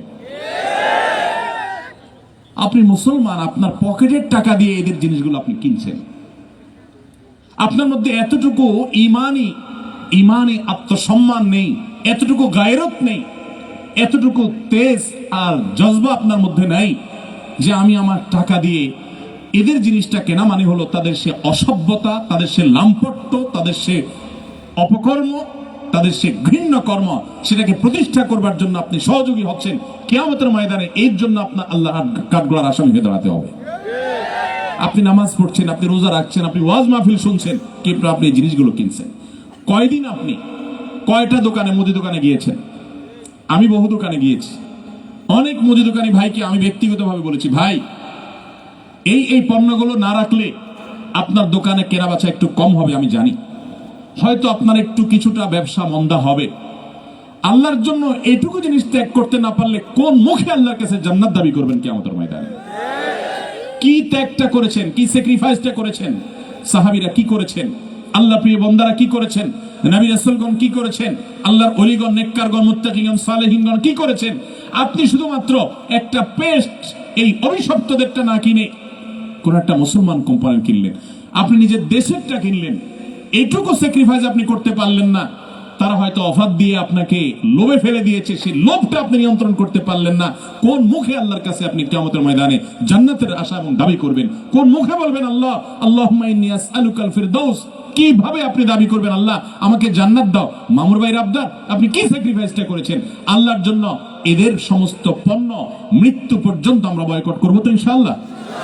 শুধু বয়কট করলে হবে না, আজ এই মাহফিল থেকে সংকল্প করবেন, প্রত্যেকটা মানুষ সংকল্প করবেন, 10 জন দোকানদারকে আপনি হাতে পায়ে ধরে চোখের পানি ফেলে তার ভিতরে চেতনা জাগ্রত করে ইমানে চেতনা, ইমানে অনুপ্রেরণা দিয়ে তাকে আপনি সম্মত করবেন যে আমার দোকানে এদের পণ্য বিক্রি করা হয় না।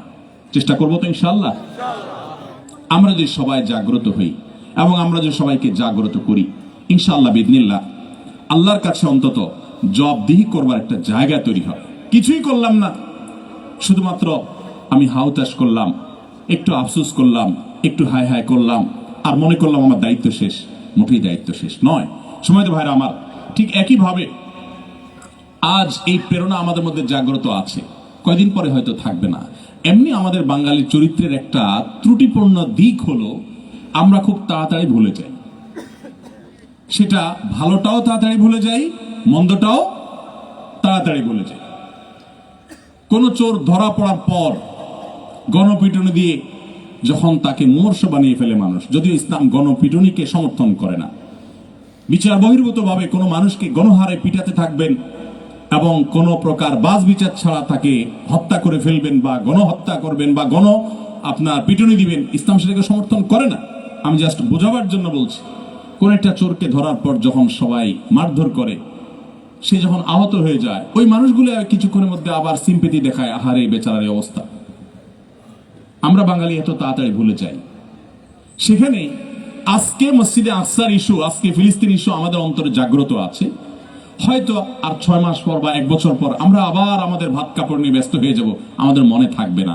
কিন্তু আকসার এই চেতনা আমার দায়িত্ব আমার সন্তানের মধ্যে দেওয়া, আমার সন্তানদের দায়িত্ব তাদের সন্তানদের মধ্যে দেওয়া, প্রজন্মকে প্রজন্ম এটাকে ধারণ করে, এটা আমাদের ইমানি দায়িত্ব। তো তার অংশ হিসেবে আমি দীর্ঘস্থায়ী পরিকল্পনার অংশ হিসেবে যেন আমার এটা ভুলে না যায়, আমি যেন স্মরণে রাখি আমি কি করতে পারি। অনেক আইডিয়া আছে, আমি 1-2টা বলতে পারি। যেমন আপনি আপনার বাচ্চাকে দিয়ে মসজিদে আকসার ছবি অঙ্কন করান। আমাদের বিভিন্ন ঘর বাড়িতে মসজিদে হারামের ছবি টাঙানো থাকে, মদিনা মসজিদে নববীর ছবি টাঙানো থাকে। আপনি এবার তার পাশাপাশি মসজিদে আকসার একটা ছবিও টাঙিয়ে রাখেন। এই ছবি আপনাকে স্মরণ করাবে ফিলিস্তিনের কথা, এই ছবি আপনাকে স্মরণ করাবে মসজিদে আকসার কথা, এই ছবি আপনাকে স্মরণ করাবে তার প্রতি আপনার দায়িত্বশীলতার কথা। শুধু ছবি নয়, এরকম আরো বিভিন্ন ভাবে আমরা আমাদের এই চেতনাকে জাগ্রত রাখতে পারি। আমরা বিভিন্ন মোড়ে মোড়ে মসজিদে আকসার ছবি, যাতে কারো ডিস্টার্ব না হয়, যথাযথ কর্তৃপক্ষের অনুমতি নিয়ে আমরা সেটি স্থাপন করতে পারি, সেই ছবি রাখতে পারি। বিভিন্ন ভাবে এই চেতনাকে আমাদের মধ্যে আমরা জাগ্রত করতে পারি। সম্মানিত হাজিরিন, এভাবে বহু পথ আছে। অনেক টি শার্ট বেরিয়েছে, যে টি শার্টে মসজিদে আকসার ছবি হয়তো আছে, অথবা কোনো প্রতিবাদমূলক কথা আছে সেখানে লেখা, এটা আপনি ব্যবহার করলেন, এটার ব্যাপক প্রচলন দিলেন, এটাও এক ধরনের প্রতিবাদ এবং আপনার পক্ষ থেকে এক ধরনের ভূমিকা রাখা। এরকম আরো 10, 20, 30টা আইডিয়া হয়তো দেওয়া যাবে। আপনারা অনেক ভালো ভালো আইডিয়া দিতে পারবেন, যেগুলো আমরা করতে পারি। আমি কিছু না করে বললাম কি, শয়তান আমাকে বুদ্ধি দিল কি, যে আমি তো কোনো রাজা মহারাজা নই, আমি তো কোনো দেশের প্রেসিডেন্ট প্রধানমন্ত্রী নই, আমি তো কোনো সেনা প্রধান নই, আমার হাতে তো কোনো ক্ষমতা নেই, আমার হাতে কোনো পাওয়ার নেই।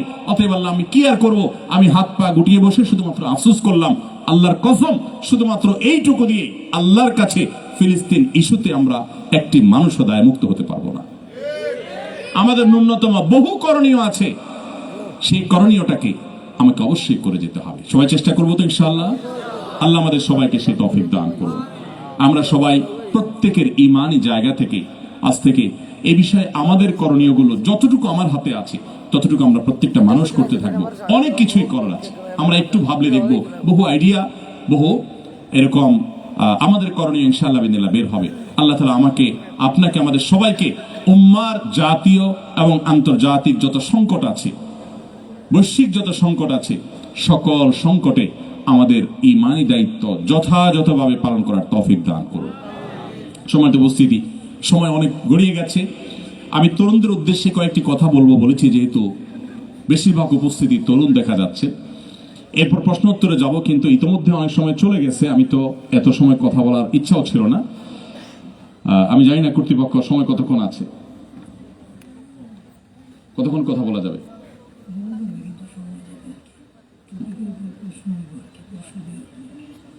আচ্ছা, এখন ওকে, ঠিক আছে, আরেকটু শেষ করি। তারপরে আমাদের তরুণ বন্ধুদের উদ্দেশ্যে আমি কিছু কথা বলি, খুব সংক্ষেপে, কয়েক মিনিটে বলে শেষ করবো ইনশাআল্লাহ বিদিল্লাহ। এরপর আমাদের পুরো আলোচনার সামারিটা আমরা শুনতে চাইবো ইনশাআল্লাহ বিদিল্লাহ। আপনারা জানেন, বিভিন্ন জায়গায় আমি কথা বললে সাধারণত পানি সেচার পাশাপাশি আমি মাছও ধরি। অনেক কাছে পানি সেচে চলে যায়, মাছ ধরে না। আমি মাছ ধরা ছাড়া কিন্তু উঠি না সাধারণত। মাছ ধরা বুঝেন? ওয়াজ শুধু আমি করে যাব আর আপনি নালায় তাকবীর দিয়ে চলে যাবেন, সেটা হবে না। আপনি কি ওয়াজ শুনলেন, কি বাড়িতে নিয়ে যাচ্ছেন, সেটা শোনাতে হবে। কিছু মানুষ অন্তত বলতে হবে। তাহলে আমি পানি যে সেচলাম এতক্ষণ, কি পরিমাণ মাছ উঠলো সেটা আমি আইডিয়া করতে পারবো। অতএব সবাই মাছ ধরাতে থাকবেন তো ইনশাআল্লাহ। যুবকদের উদ্দেশ্যে বলতে চাই, বাংলাদেশের মোট জনগোষ্ঠীর বড় একটা অংশ যুবক এবং তরুণরা। এই তরুণদেরকে আমাদের প্রিয় নবী সাল্লাল্লাহু আলাইহি সাল্লাম অত্যন্ত ভালোবাসতেন এবং বিশেষ গুরুত্ব দিতেন। প্রিয় নবী সাল্লাল্লাহু আলাইহি সাল্লাম বিভিন্ন সময় তরুণদেরকে আলাদা করে সম্বোধন করতেন, ইয়া মাশারাশ শাবাব, হে যুবক সম্প্রদায়, হে তরুণেরা, হে আগামীর ভবিষ্যতেরা। আপনার আমার প্রাণের নবী সাল্লাল্লাহু আলাইহি সাল্লাম এভাবে তরুণদেরকে ডাকতেন, ডেকে ডেকে বিভিন্ন গুরুত্বপূর্ণ দিক নির্দেশনা দিতেন। প্রিয় নবী সাল্লাল্লাহু আলাইহি সাল্লামের এই কর্মপন্থা থেকে, তার এই ডাক থেকে, তরুণদেরকে আলাদা করে সম্বোধন করে বলা থেকে বোঝা যায় প্রিয় নবী সাল্লাল্লাহু আলাইহি সাল্লাম তরুণদেরকে আলাদা করে কিছু বলতে চাইতেন। তাদেরকে প্রিয় নবী সাল্লাল্লাহু আলাইহি সাল্লাম বিশেষ কিছু দিক নির্দেশনা দিতেন এবং তরুণদের বিশেষ অবস্থান এবং বিশেষ গুরুত্ব আমাদের প্রিয় নবী সাল্লাল্লাহু আলাইহি সাল্লামের কাছে ছিল। এই জন্য ইসলামের ইতিহাসের অনেকগুলো গুরুত্বপূর্ণ অভিযান, গুরুত্বপূর্ণ যুদ্ধে তরুণদেরকে প্রিয় নবী সাল্লাল্লাহু আলাইহি সাল্লাম নেতৃত্ব দিয়েছেন, তাদের হাতে ঝান্ডা তুলে দিয়েছেন। অনেক বড় বড় গুরুত্বপূর্ণ দায়িত্ব প্রিয় নবী সাল্লাল্লাহু আলাইহি সাল্লাম অনেক তরুণদের হাতে দিয়েছেন। তিনি তাদেরকে এত বেশি ভালোবাসতেন। আমরা যদি কোরআন দেখি তো কোরআনে কারিমে আল্লাহ রাব্বুল আলামিন বিভিন্ন জায়গায় তরুণদের দৃষ্টান্ত উপস্থাপন করেছেন। আমি আমাদের তরুণ বন্ধুদেরকে বলতে চাই, কোরআন কারিমের দুটি সূরা আপনারা বিশেষ করে তরুণরা, যুবকরা বারবার করে পড়বেন, বিভিন্ন অ্যাঙ্গেল থেকে বোঝার চেষ্টা করবেন। তার একটি হলো সূরা কাহাফ, আর একটি হলো সূরা ইউসুফ। সূরা কাহাফে আল্লাহ রাব্বুল আলামিন কিছু যুবকের ঘটনা, ইতিহাস আমাদের সামনে তুলে ধরেছেন এবং তাদের সম্পর্কে বলেছেন, ইন্নাহুম ফিতয়াতুন আমানু বিরাব্বিহিম ওয়া জিদনাহুম হুদা। তারা ছিল কিছু যুবক যারা পৃথিবীর ইতিহাসের এক বিরল দৃষ্টান্ত স্থাপন করেছে, এক বিরল নজির তারা স্থাপন করেছে এবং এমন এক ত্যাগের স্বাক্ষর তারা রেখেছে যে কোরআন সেই ইতিহাসকে উল্লেখ করেছে। তারা আর কেউ ছিল না, তারা ছিল কিছু যুবক, কিছু তরুণ। এরাই গোটা সমাজের মোড়কে পরিবর্তন করে, তারাই গোটা সমাজের ইউটার্নের ব্যবস্থা করে, উদ্যোগ গ্রহণ করে। তারাই গোটা সমাজকে নিয়ন্ত্রণ করতে সবচেয়ে প্রভাবশালী ভূমিকা রাখতে পারে।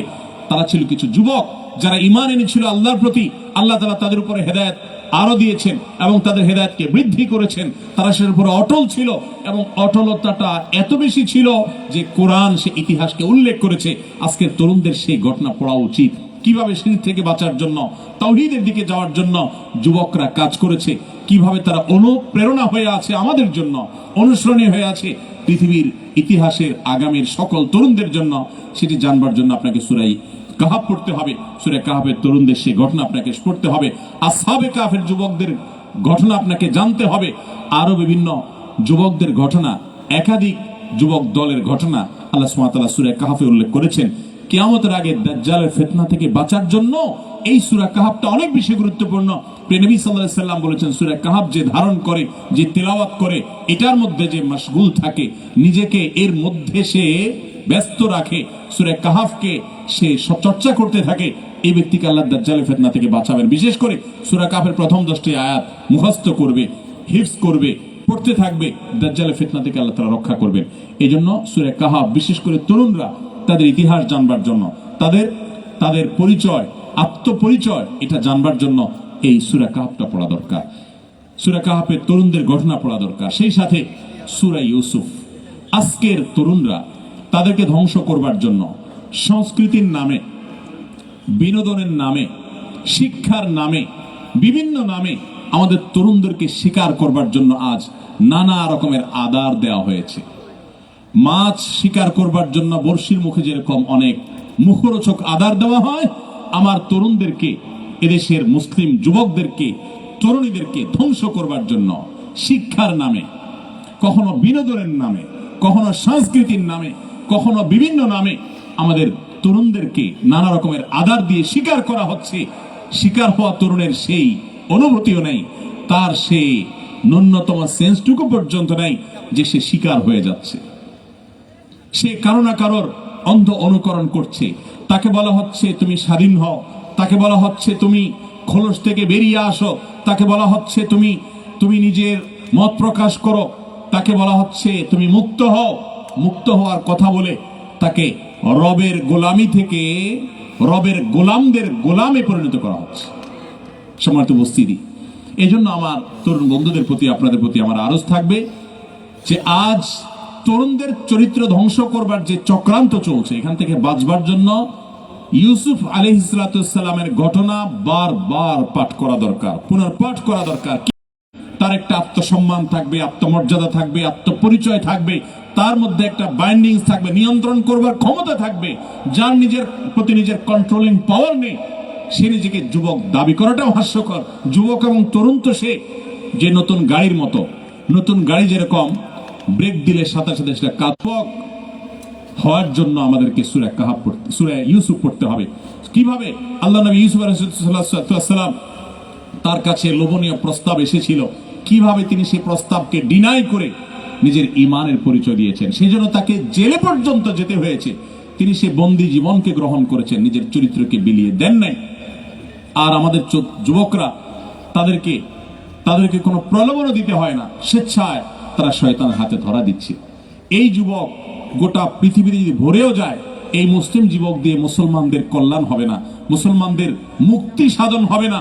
মুসলমানদের মুক্তির জন্য এমন কিছু যুবক দরকার যারা হারামকে না বলার মতো ঈমানি পাওয়ার অর্জন করবে। আল্লাহ আমাদের সব যুবককে সে তৌফিক দান করুন। অতএব আমি যুবকদেরকে বলতে চাই যে আপনারা সর্বপ্রথম যে কাজ করবেন তা হলো কোরআন এবং হাদিসের ব্যাপক নলেজ এবং ইলম অর্জন করতে হবে আপনাকে। আপনি শুধুমাত্র শুনে শুনে মুসলমান হলে চলবে না, আপনি মুসলমানের সন্তান মুসলমান হলে চলবে না। আপনাকে কোরআন সম্পর্কে জানতে হবে, আপনাকে হাদিস সম্পর্কে জানতে হবে, আপনাকে তুলনামূলক ধর্মতত্ত্ব সম্পর্কে জানতে হবে।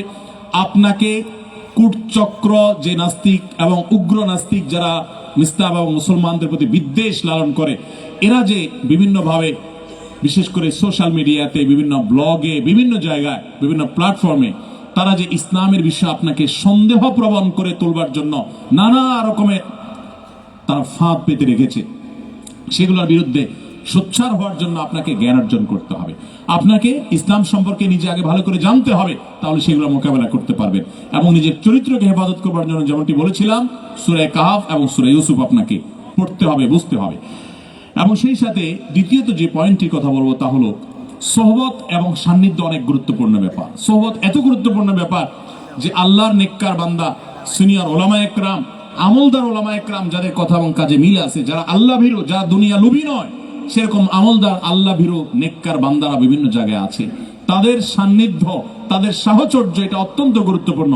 আজকাল অনেক জেনারেল শিক্ষিত ভাই বোন আমি দেখি, অনেক ভাইরা যারা কোরআন হাদিসের কিছু আয়াত, কিছু ভাষ্য এগুলো মুখস্থ করে টুকটাক কিছু জ্ঞান অর্জন করে তারা এক একজন বড় বড় স্কলার সেজে গেছে।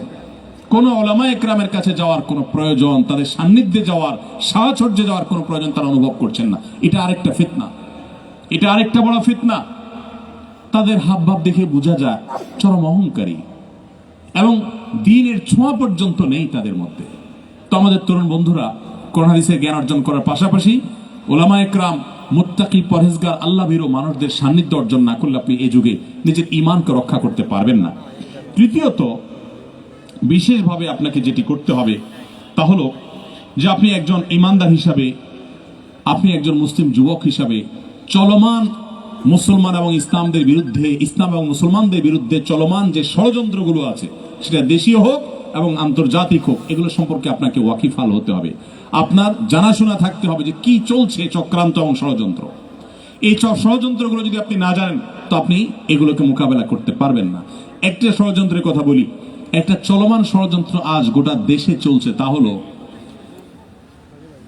তৃতীয় লিঙ্গের মানুষদের নাম করে ট্রান্সজেন্ডার নামক এক অযৌক্তিক, হাস্যকর এক আইডিয়াকে, এক আইডিওলজিকে, এক চিন্তাধারাকে জোর করে আমাদের সমাজে পুশ করানোর চেষ্টা করা হচ্ছে। অনেক মানুষ আমরা জানিও না, আমরা মনে করি ট্রান্সজেন্ডার আর হিজড়া বা তৃতীয় লিঙ্গের মানুষ বোধহয় এক। এবং কেন এটা করা হচ্ছে, দুর্বিসন্ধিটা ঠিক কোন জায়গাটাতে আমরা অনেকে ধরতে পারছি না। মুসলিম যুবকদেরকে সমকালীন রাজনীতি, সমকালীন বিভিন্ন বৈশ্বিক এবং দেশীয় প্রেক্ষাপট পরিস্থিতি সম্পর্কে আমাদেরকে ওয়াকিফাল হতে হবে, চোখ কান খোলা থাকতে হবে। ষড়যন্ত্রগুলো ধরার মতো সে ধী শক্তি আমাকে হতে হবে। যুবকরা যদি সেই দৃষ্টি সম্পন্ন না হয় তো কোনো অবস্থাতে সেগুলো মোকাবেলা করতে পারবেন না। এ বিষয়ে বিস্তারিত আলোচনা করবার সুযোগ আমার হাতে নাই, শুধু আমাদের পয়েন্ট আকারে বলে যাচ্ছি যে কি চলছে ভেতরে ভেতরে দেশে, দেশের বাহির থেকে, এগুলো আমাদের জানতে হবে। এবং 4 নম্বর যে বিষয়টি বলবো তা হলো আমাদের যুবক ভাইদেরকে, বোনদেরকে দৃষ্টান্ত হতে হবে। কোন দিক থেকে? গোটা সমাজের সমস্ত মানুষের কাছে দৃষ্টান্ত হতে হবে, উদাহরণ হতে হবে যে একজন দিনদার, আল্লাহভীরু, মুত্তাকি তরুণ কেন সমাজের সবচেয়ে গুরুত্বপূর্ণ এবং সবচেয়ে প্রয়োজনীয়, এটি প্রমাণ করতে হবে তার কর্ম দ্বারায়। আমাদের অনেক তরুণ ভাইদেরকে আমি চিনি, তারা এক সময় নামাজ কালাম পড়তো না, এক সময় দিনের ছোঁয়ায় তারা আসেনি, তখন তারা মোটামুটি বাবা মার কাজে, সংসারের কাজে, দুনিয়ার কাজে তারা এঙ্গেজ ছিলেন। এখন তারা নামাজ রোজা ধরেছেন, ইসলামে এসেছেন, এখন তারা সব ছেড়ে দিয়েছেন। এরকম বহু যুবকের কথা আমি জানি, তারা কখনো আদর্শ মুসলিম তরুণ হতে পারে না। আপনি আদর্শ মুসলিম তরুণ হলে নামাজ রোজার আগে আপনি যে ব্যবসার প্রতি মনোযোগী ছিলেন, এখন আপনাকে আরো বেশি মনোযোগী হতে হবে। আপনি যে চাকরি করতেন, ওই চাকরিতে এখন আপনাকে আরো সিরিয়াস হতে হবে, দায়িত্বশীল হতে হবে। আগে ক্যামেরার ভয়ে করেছেন, এখন আল্লাহর ভয়ে করতে হবে, এখন আমানতদারিতার ভয়ে করতে হবে, যাতে সমাজের মানুষ এটা মনে না করে যে অমুকের ছেলে দিন ধর্ম করে হুজুর হয়ে গিয়ে সে তো সংসার ত্যাগ করছে, বাবা মার কোনো কাজে আসে না, দোকানে কাজে আসে না, ব্যবসার কাজে আসে না, চাকরিতে সে অনিয়মিত, এরকম কোনো কথা তকমা যেন শুনতে না হয়। অনেক তরুণরা আছে ইসলামের পথে এসে তারা ঢিলা হয়ে যায়। মনে রাখবেন, ইসলাম আমাদেরকে ঢিলা করে না, ইসলাম আমাদেরকে টাইট করে। আরো প্রিয় নবী সাল্লাল্লাহু আলাইহি ওয়াসাল্লামের একটা হাদিস আমাদেরকে আজ রপ্ত করতে হবে ভালো করে। ইন্নাল্লাহা ইউহিব্বু ইযা আমিলা আহাদুকুম আমালান আইয়াতকিনাহু, আল্লাহর কাছে প্রিয় কাজ হলো যে কোনো কাজ করবে, আমালান এই আমালিন, যে কোনো কাজ করবে মানুষ সেটা যেন ইতকানের সাথে করে, দৃঢ়তার সাথে করে, ভালোভাবে করে, এটা আল্লাহ তাআলার কাছে অত্যন্ত প্রিয় কাজ। এজন্য আপনি দিনে এসেছেন, এখন আপনি আপনার বাবা মার কথা আরো বেশি শুনবেন, আপনি সমাজের প্রতি আরো দায়িত্বশীল হবেন, আপনার আচরণ আরো সুন্দর হবে, আপনার ব্যবসা আরো মনোযোগী হবেন, আপনি কাস্টমার প্রতি আরো সিরিয়াস হবেন, আপনার চাকরির প্রতি আরো মনোযোগী হবেন। তাহলে ইনশাআল্লাহ বিইذنিল্লাহ আপনাকে দেখে অন্য আরো 10টা যুবক তারা উৎসাহিত হবে, অন্য ফ্যামিলি উৎসাহিত হবে। আল্লাহ আমাদের সবাইকে সেগুলো তৌফিক দান করুন। আমি আবার এক নজরে বলে দিচ্ছি আজকের যুবক এবং তরুণ ভাইদেরকে, আপনাদের প্রতি অনুরোধ, আপনারা সূরা কাহাফে আসহাবে কাহাফের যুবকদের ঘটনা, শিরক থেকে বাঁচার জন্য দূরে গিয়ে আশ্রয় নেওয়া যুবকদের ঘটনা, আপনারা আসহাবে কাহাফের ঘটনা সূরা কাহাফ থেকে আপনারা পড়ুন। চরিত্রকে কিভাবে সংরক্ষণ করতে হয় সে শিক্ষা, সে দীক্ষা নেওয়ার জন্য সূরা ইউসুফ পড়ুন। সেই সাথে কোরআন এবং হাদিসের মৌলিক জ্ঞান অর্জন করুন। নাস্তিকদের ষড়যন্ত্রগুলো সম্পর্কে ওয়াকিফাল থাকুন এবং এই সম্পর্কে প্রয়োজনীয় বই পুস্তকগুলো পড়ুন। অনেক যুবকরা আজকাল এই সম্পর্কে অনেক বই পুস্তক লিখছেন, সেগুলো আপনি পড়ুন।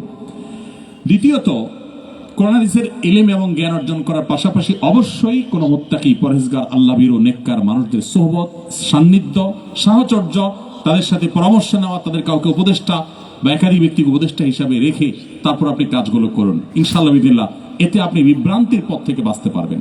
নাম্বার 3, অবশ্যই আপনাকে মনে রাখতে হবে যে আপনি আদর্শ মুসলিম যুবক হিসেবে চলমান যত ষড়যন্ত্র আছে, সেটা দেশীয় হোক, সেটা আন্তর্জাতিক হোক, কখনো বিনোদনের নামে, কখনো ব্যবসার নামে, কখনো বিভিন্ন পণ্যের মোড়কে কিভাবে আপনাকে এবং সমাজকে ধ্বংস করা হচ্ছে, এটা আপনাকে জানতে হবে। আর 4 নম্বর সর্বশেষ হলো, আদর্শ হতে হবে আপনার কাজে কর্মে, আপনার আচার আচরণ, আপনার কাজ কাম সবকিছু দেখে অন্য 10টা ফ্যামিলির যুবকরা যেন দৃষ্টান্ত হয় যে অমুকের মতো হও। আপনি যেন ইসলামের পথে এসে আরো ঢিলা হয়ে না যান। আল্লাহ তাআলা আমাদের যুবকদেরকে আদর্শ মুসলিম যুবক হওয়ার তৌফিক দান করুন। আসহাবে কাফের যুবকদের মতো যুবক হওয়ার তৌফিক দান করুন। ইউসুফ আলাইহিস সালামের মতো বলিষ্ঠ চরিত্র অধিকারী হওয়ার তৌফিক দান করুন। আল্লাহ তাআলা আমাদের সমস্ত যুব সম্প্রদায়কে যত ষড়যন্ত্র আছে, দেশীয় এবং আন্তর্জাতিক ষড়যন্ত্র, আমাদের মুসলিম যুবকদের ঈমানকে হরণ করবার জন্য, এগুলো থেকে আল্লাহ রাব্বুল আলামিন আপন অনুগ্রহে, আপন রহমতে আমাদের সবাইকে হেফাজত করুন, বলুন আমিন। জাযাকুমুল্লাহু খাইরা ওয়া আখিরু দাওয়ানা আনিল হামদুলিল্লাহি রাব্বিল আলামিন। ভাই, আমরা প্রশ্নোত্তরে যাওয়ার আগে একটু কুইজ আমরা করে ফেলি। প্রশ্ন কি বলবেন আপনারা? রেডি আছে? ঠিক আছে। কয়টা পুরস্কার কয়টা আছে সেটা বলেন। 10টা পুরস্কার আছে। আচ্ছা, আমাদের আজকের বক্তব্যে আমরা মসজিদে আকসা এবং ফিলিস্তিনের 11টি বৈশিষ্ট্য এবং তাৎপর্যের কথা বলেছি। এই 11টি তাৎপর্য শুধুমাত্র পয়েন্টগুলো এই 11টি তাৎপর্য এক নজরে বলে দিতে পারবেন এমন কোন যুবক কি আছেন বা এমন কোন মানুষ কি আছেন?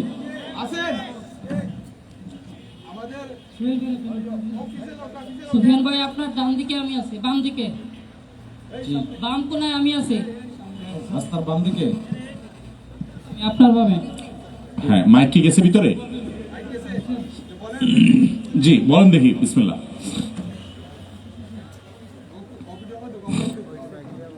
মাইক্রোফোনটি ঠিক করে দেন। বলেন দেখি, খুব দ্রুত, সময় কম, একজন না পারলে আরেকজন বলতে হবে।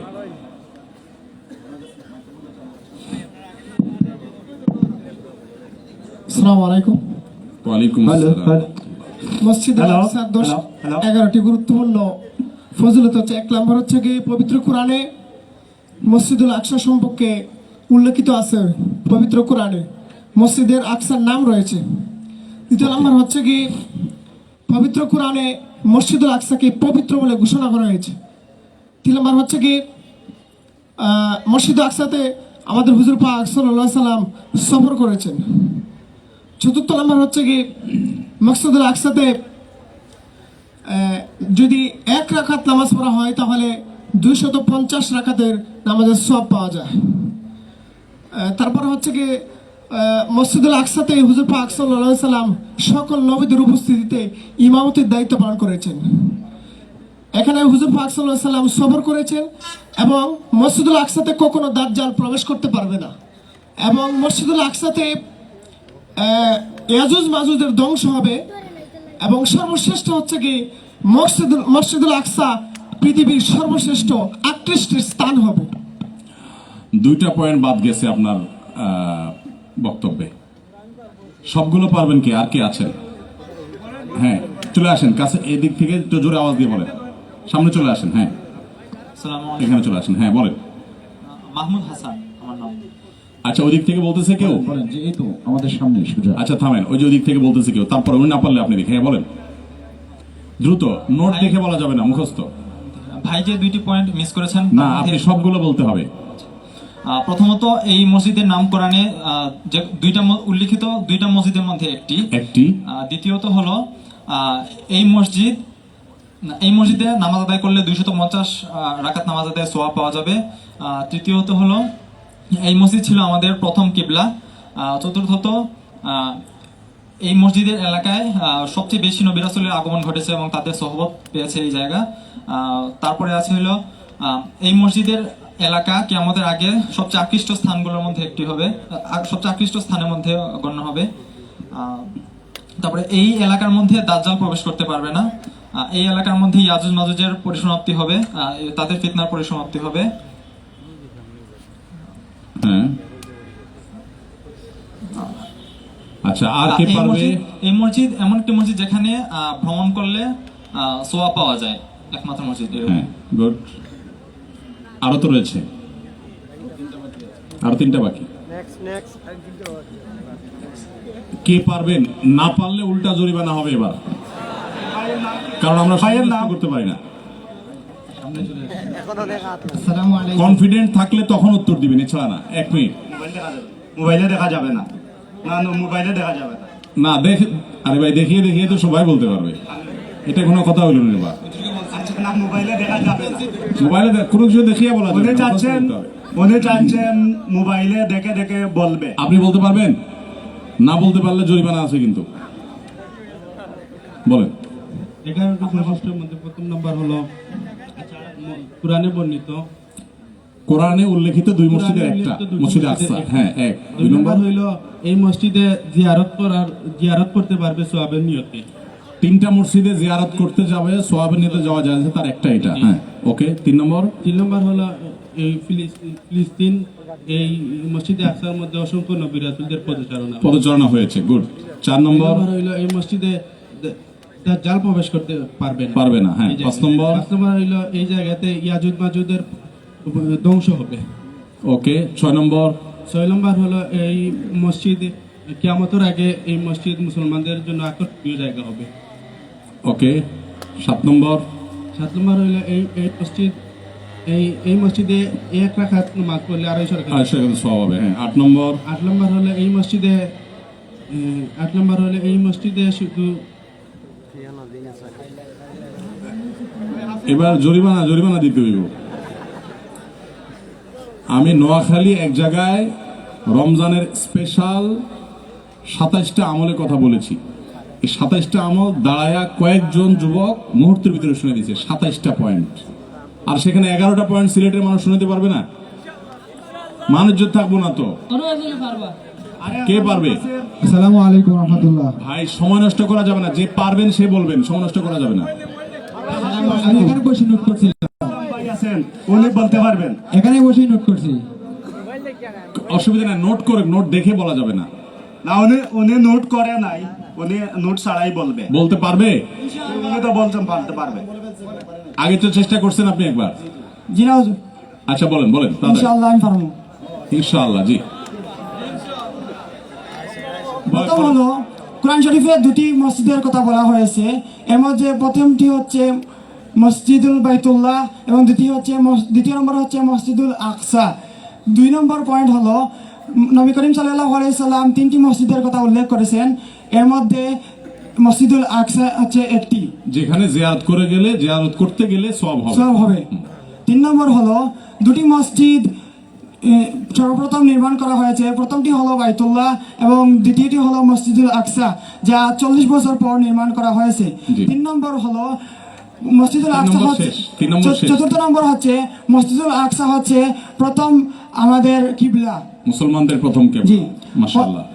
5 নম্বর হচ্ছে সবচেয়ে বেশি নবীদের পদচারণা হয়েছে মসজিদুল আকসায়। 6 নম্বর হচ্ছে নবী করিম সাল্লাল্লাহু আলাইহি ওয়াসাল্লামের ইসরা এর জায়গা হচ্ছে মসজিদুল আকসা। 7 নম্বর হলো আর 1 রাকাত নামাজ পড়লে 250 রাকাত নামাজের সওয়াব মিলবে।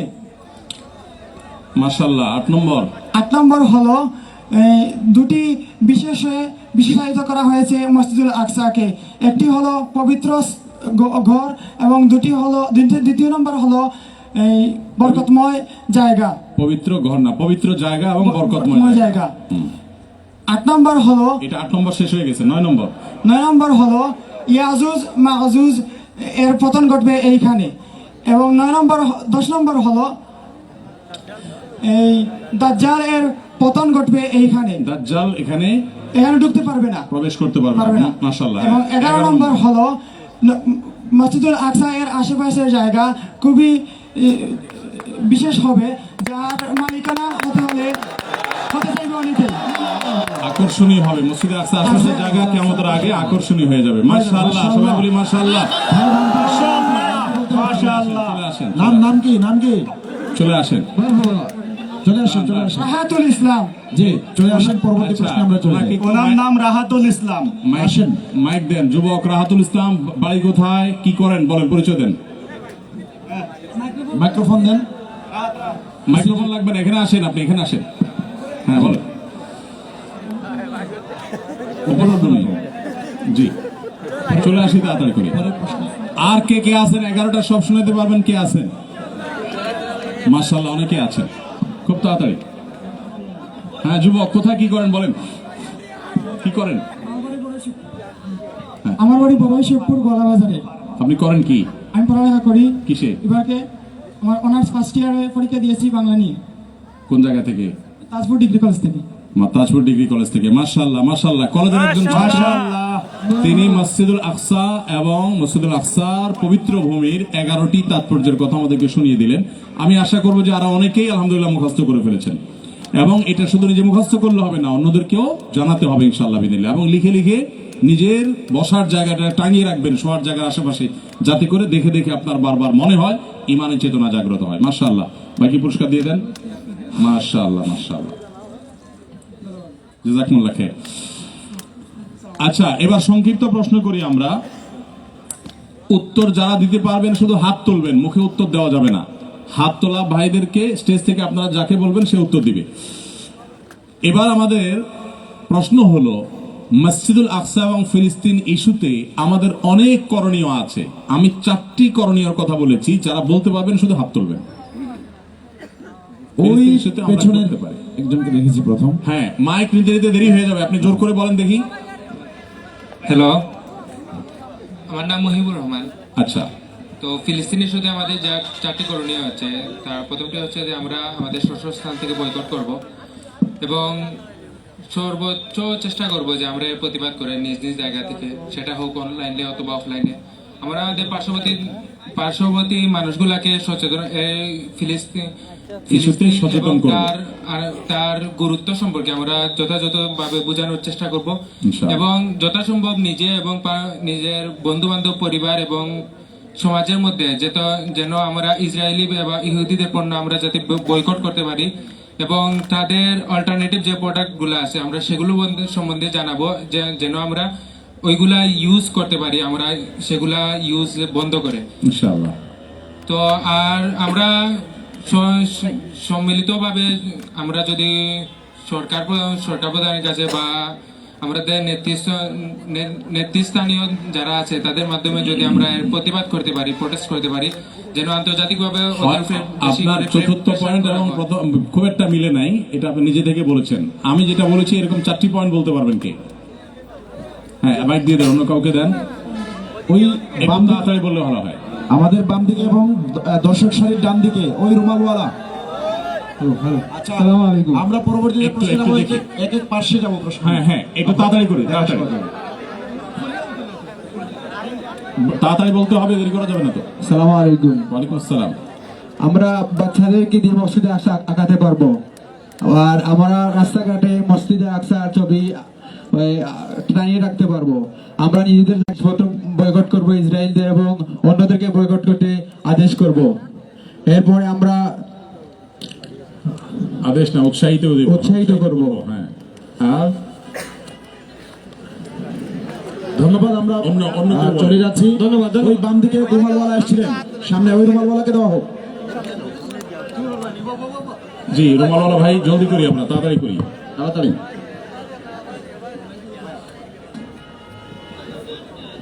আচ্ছা, ওখানে বলবেন না কেউ আপনারা?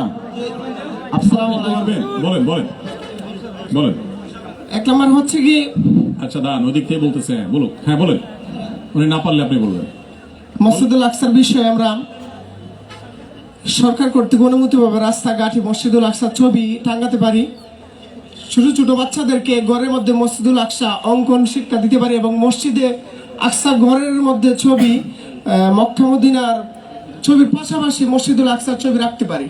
এবং মসজিদুল আকসার সম্বন্ধে যে 11টি বিষয় আপনি বলেছিলেন ফজিলত, সেই ফজিলতগুলা একটি লিস্ট করে আমাদের ঘরের ভিতরে দেওয়ার মধ্যে সুনির্দিষ্ট 4টি বলেছি, তার মধ্যে পড়ে নাই, এটা অনেক কথার মধ্যে আছে। আপনি বলেন। হ্যাঁ, শেষ। প্রথমত জনসচেতনতা তৈরি, জনসচেতনতা তৈরি করতে হবে, মানুষকে জাগাতে হবে, জানাতে হবে। হ্যাঁ। দ্বিতীয়ত পণ্য বয়কট করতে হবে, তাদের পণ্যগুলো বয়কট করতে হবে। 2, তৃতীয়ত সান্নিধ্যে যেতে হবে যারা গণ্যমান্য আছেন, যেমন ধরেন আপনি আউলে ফেলাইছেন, আরেকটা যুবকদেরটা নিয়ে আসছেন এখানে।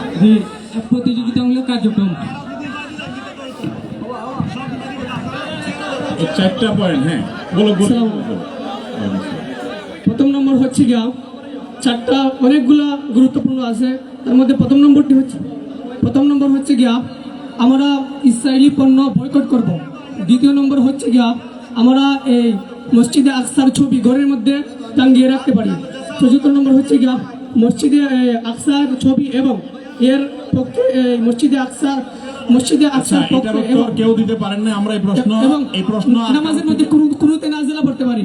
আর আমরা এই প্রশ্ন উত্তর আর নিচ্ছি না, আমি বলে দিচ্ছি, আর সময় নেই। আপনি পারবেন? না পারলে জরিমানা হবে, জরিমানা নেবেন না, সময় নষ্ট করা যাবে না। আসসালামু আলাইকুম। প্রথমত আমরা নিজে সচেতন হবে এবং অন্য সবাইকে সচেতন করতে হবে। দ্বিতীয়ত ইসরায়েলে যে পণ্যগুলো আছে সবগুলো আমরা বয়কট করতে হবে। তৃতীয়ত মসজিদে আকসার সবাই বসেন। যে মসজিদের যে আকসার ছবি আছে সেটি নিজের ঘরে রাখতে হবে এবং সেটি বাচ্চাদেরকে দিয়ে আঁকাতে হবে। আর চতুর্থ হচ্ছে নামাজের মধ্যে আচ্ছা, যাই হোক, আমরা এই প্রশ্নের প্রপার উত্তর কারোর কাছ থেকে পাই না, আর নেব না, সময় নষ্ট করা যাবে না, শেষ। আপনারা আর কেউ পারবেন বলে আমার বিশ্বাস হয় না, কারণ আপনারা মনোযোগ দিয়ে শুনেন নাই। আচ্ছা, ওদিকে অনেকে আছে, উনি আছেন। সময় নাই আমি ঠিক আছে, বলছি। ধন্যবাদ। 4 আপনাদেরকে নম্বরটা ধন্যবাদ। বলেছি বিভিন্ন টি শার্ট ইত্যাদিতে প্রতিবাদমূলক কথা লিখে এগুলোর ব্যবহার করা প্রচলন দেওয়া, এটা বলেছি। 4 নম্বরটা সবাই মিস করেছেন। যাই হোক, এই প্রশ্নের উত্তর কেউ সঠিক দিতে পারেন না। এবার শুধু প্রশ্ন করে যাও। একজন আছেন ওনাকে নেন। আর না, এখন তো নেওয়া যাবে না, এখন এটা হবে না, ক্যান্সেল শেষ। হয়ে গেছে। এখন শেষ, আমরা বলে দিয়েছি। কারণ এক এক 500 নিলে আমরা দেখা যাবে যে ওকে, ঠিক আছে। তাহলে আমরা এই সাইড থেকে উত্তর চাই, ডান এই পাশে, আমার ডান পাশে এই সাইড থেকে আমরা উত্তর চাই। প্রশ্ন হলো, যুবকদেরকে 2টা সূরা আমি পড়তে বলেছি, উত্তর সঠিক দিতে পারবেন, হাত তুলবেন। হ্যাঁ, সহজ সবাই প্রশ্ন। মাশাআল্লাহ। এই পেছন থেকে নেন, পেছন থেকে। পেছনে মাইক্রোফোন দেন। মাইক্রোফোন দেন, কেউ বলবেন না, সবাই মনে মনে রাখেন। মাইক্রোফোন কোন একজনকে দেন। হুজুর, আমি রুহুল আমিনকে দিচ্ছি। রুহুল আমিন। হ্যালো, সালামু আলাইকুম। সূরা ইউসুফ এবং সূরা কাহাফ। কই রুহুল আমিন কই? জি, আসতেছে। এটা মাদ্রাসার ছাত্র নিয়ে, আবার মাদ্রাসার ছাত্র হলে হবে না। জি না, মাদ্রাসা নামের জানালে লেগে লেখাপড়া করেছি। আসেন, তাইলে আসেন। মাদ্রাসার ছাত্রদের দিব না। আরেকটা দিয়ে আমরা শেষ করতেছি। আরেকটা প্রশ্ন করে আমরা প্রশ্নোত্তরের সেশনে চলে যাব ইনশাআল্লাহ বিদিল্লাহ। যুবকদের জন্য আমরা বলেছি, 4টি করণীয়, 4টা নাসিহা করেছি, 4টি কাজ যেন যুবকরা করে। সে 4টি কাজের উত্তর দিতে পারবে কে? এই যুবক আগে হাত তুলছে, এই যে এখানে, ওনাকে মাইক দেন। এই যে ওই যে কোটওয়ালা, হ্যাঁ, এই কোটওয়ালা ভাইয়ের কাছে মাইক্রোফোন দেবে। গোল টুপি, কালো কোট। আচ্ছা, বলেন বিসমিল্লাহ, একজন করে। হ্যাঁ, আসসালামু আলাইকুম। ওয়ালাইকুম আসসালাম। যুবকদের উদ্দেশ্যে আপনি 4টি কথা বলেছিলেন। প্রথমটি হচ্ছে সূরা কাহাফ, আহজাবে কাহাফের সম্পর্কে জ্ঞান অর্জন করা, এবং সূরা ইউসুফ চরিত্র গঠন করার জন্য সূরা ইউসুফ পাঠ করা। পাশাপাশি জ্ঞানের জন্য শুধু এটুকু বলে নেই তো, এটা আরো গানে ওনার কাছে। হ্যাঁ, ওখান থেকে বলেন ভাই, ওইখান থেকে বলেন। হ্যাঁ, আপনি বলেন না সুফিয়ান কেন? ভাই, উনি আগে প্রশ্ন করেছেন, পারে নাই। এখন কি আবার দেব? না, ওই হচ্ছে, চলে গেছে, মাইক্রোফোন চলে গেছে। হ্যাঁ, আপনি বলেন না কেন? বলেন। ওইটা বিষয় না তো, ওনার শেখ আগে ওনাকে নির্বাচন করেছেন। হ্যাঁ, বলেন। এত বলেন না, সময় আপনি আপনি বলতে এত থাকলে সময় হবে? নিচ্ছেন কেন? আসসালামু আলাইকুম, আমার নাম রাকিব হাসান। জি। আপনি যে 4টি বিষয় বলেছেন তার মধ্যে একটি হলো কোরআনুল কারিমের জ্ঞান অর্জন করতে হবে। 2 নম্বর হলো বর্তমান সময়ের রাজনীতির সম্পর্কে জ্ঞান রাখতে হবে। 3 নম্বর হলো আমাকে দৃষ্টান্তমূলক কিছু করতে হবে। 4 নম্বর হলো আমার আকাবিদের সহবত অর্জন করতে হবে। এই 4টি বলেছি। আপনি বলেছেন, কিন্তু বলাটা কিছুটা অপূর্ণ আছে। আমরা একজনকে দেখবো শুধু, না হলে আপনাকে পুরস্কার দিয়ে দিব। এই যুবককে দেওয়া হোক। এই যে আপনি কি একবার পুরস্কার পাইছেন? ওদের পুরস্কার পায় নাই। দেন, ওনাকে দেন। আসসালামু আলাইকুম। সূরা কাহাফ, সূরা ইউসুফ তেলাওয়াত করতে হবে 1 নম্বর। 2 নম্বর হচ্ছে আমরা আমাদের বর্তমান ষড়যন্ত্র সম্পর্কে জানতে হবে। হয় নাই, শেষ। ওনাকে দেন। হ্যাঁ, বলেন, আপনি বলেন শেষ। আসসালামু আলাইকুম ওয়া রাহমাতুল্লাহি ওয়া বারাকাতুহু। প্রথমে আপনি বলেছেন যে কোরআন হাদিস শিক্ষা করতে হবে। কোরআন হাদিসের জ্ঞান অর্জন করতে হবে, পাশাপাশি সূরা কাহাফ এবং ইউসুফ পড়তে হবে। হ্যাঁ, 2 নম্বরে আপনি বলেছেন যে সোহবত অর্জন করতে হবে, ভালো মানুষদের সান্নিধ্যে যেতে হবে। মাশাআল্লাহ, সঠিক উত্তর। নম্বরে বলেছেন যে বিভিন্ন ষড়যন্ত্র যেগুলো আছে এগুলা থেকে নিজেকে ষড়যন্ত্রগুলো সম্পর্কে জানতে হবে, কি কি ষড়যন্ত্র চলছে ইসলাম মুসলমানদের বিরুদ্ধে। মাশাআল্লাহ। 4 নম্বরে আপনি বলছেন যে 4 নম্বরে বলছেন যে আপনার পয়েন্টগুলো সব ঠিক মতো হয়েছে। মাশাআল্লাহ। 4 নম্বরে বলছেন যে নিজেকে মডেল হিসেবে মডেল যুবক হতে হবে, কাজে কর্মে।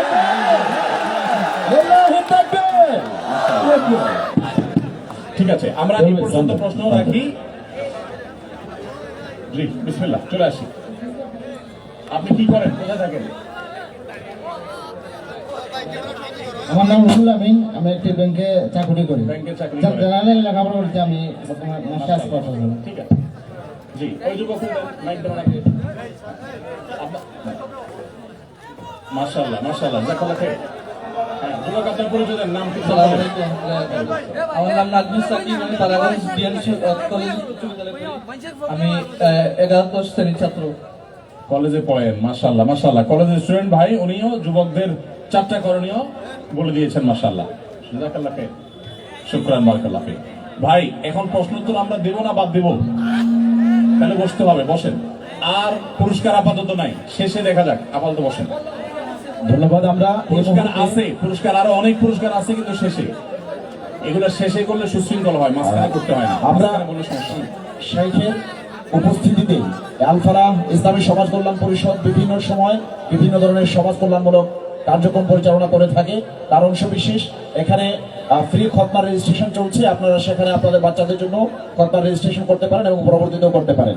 পাশাপাশি আজকে এখানে দুজন রিক্সা চালক শ্রমিক ভাইকে সম্মানিত করা হবে নগদ উপহারের মাধ্যমে, নগদ ক্যাশ উপহারের মাধ্যমে। যারা অনেক বছর থেকে এই এলাকায় রিক্সা চালাচ্ছেন কিন্তু তারা কখনো মানুষের কাছে হাত পাতেন না, তাদের সেই শ্রমের বিনিময় স্বরূপ তাদেরকে এখন সম্মাননা প্রদান করা হবে, সম্মানিত করবে। আলফালাহ ইসলামী সমাজ কল্যাণ পরিষদের দায়িত্বশীল বৃন্দ আছেন, মহতারাম সভাপতি মাওলানা আলহাজ আবু বকর সাহেব, এবং আছেন জনাব নাজমুল ইসলাম নাজমুল সাহেব সহ, দিলাল সাহেব সহ এখানে অনেক। এখন আমরা প্রথমেই যে রিক্সা চালকের কাছে প্রদান করব, নাম হচ্ছে শ্রী ফসই শব্দকর। তিনি একজন হিন্দু ধর্মাবলম্বী ভাই, তার হাতে এখন নগদ ক্যাশ তুলে দেওয়া হচ্ছে। আলফালাহ ইসলামী সমাজ কল্যাণ পরিষদের পক্ষ থেকে প্রদান করছেন আমাদের মোহতারাম শেখ আহমদুল্লাহ হাফিজাহুল্লাহ তাআলা। আপনার কি নাম? ফসই ফসই ফসই পুরো নাম বলেন। ফসই শব্দকর। শ্রী প্রশয় শব্দকর। আলহামদুলিল্লাহ, আমরা দেখতে পেলাম যে আজকে আলফা ইসলামী জনকল্যাণ পরিষদের পক্ষ থেকে একজন হিন্দু ধর্মাবলম্বী ভাইকে নগদ অর্থ সহায়তা করা হচ্ছে। আলহামদুলিল্লাহ, এবং এই অর্থ সহায়তা করা হচ্ছে যাকে তার পেশাটা জানতে চাই। আপনি কি করেন, পেশায় কি করেন?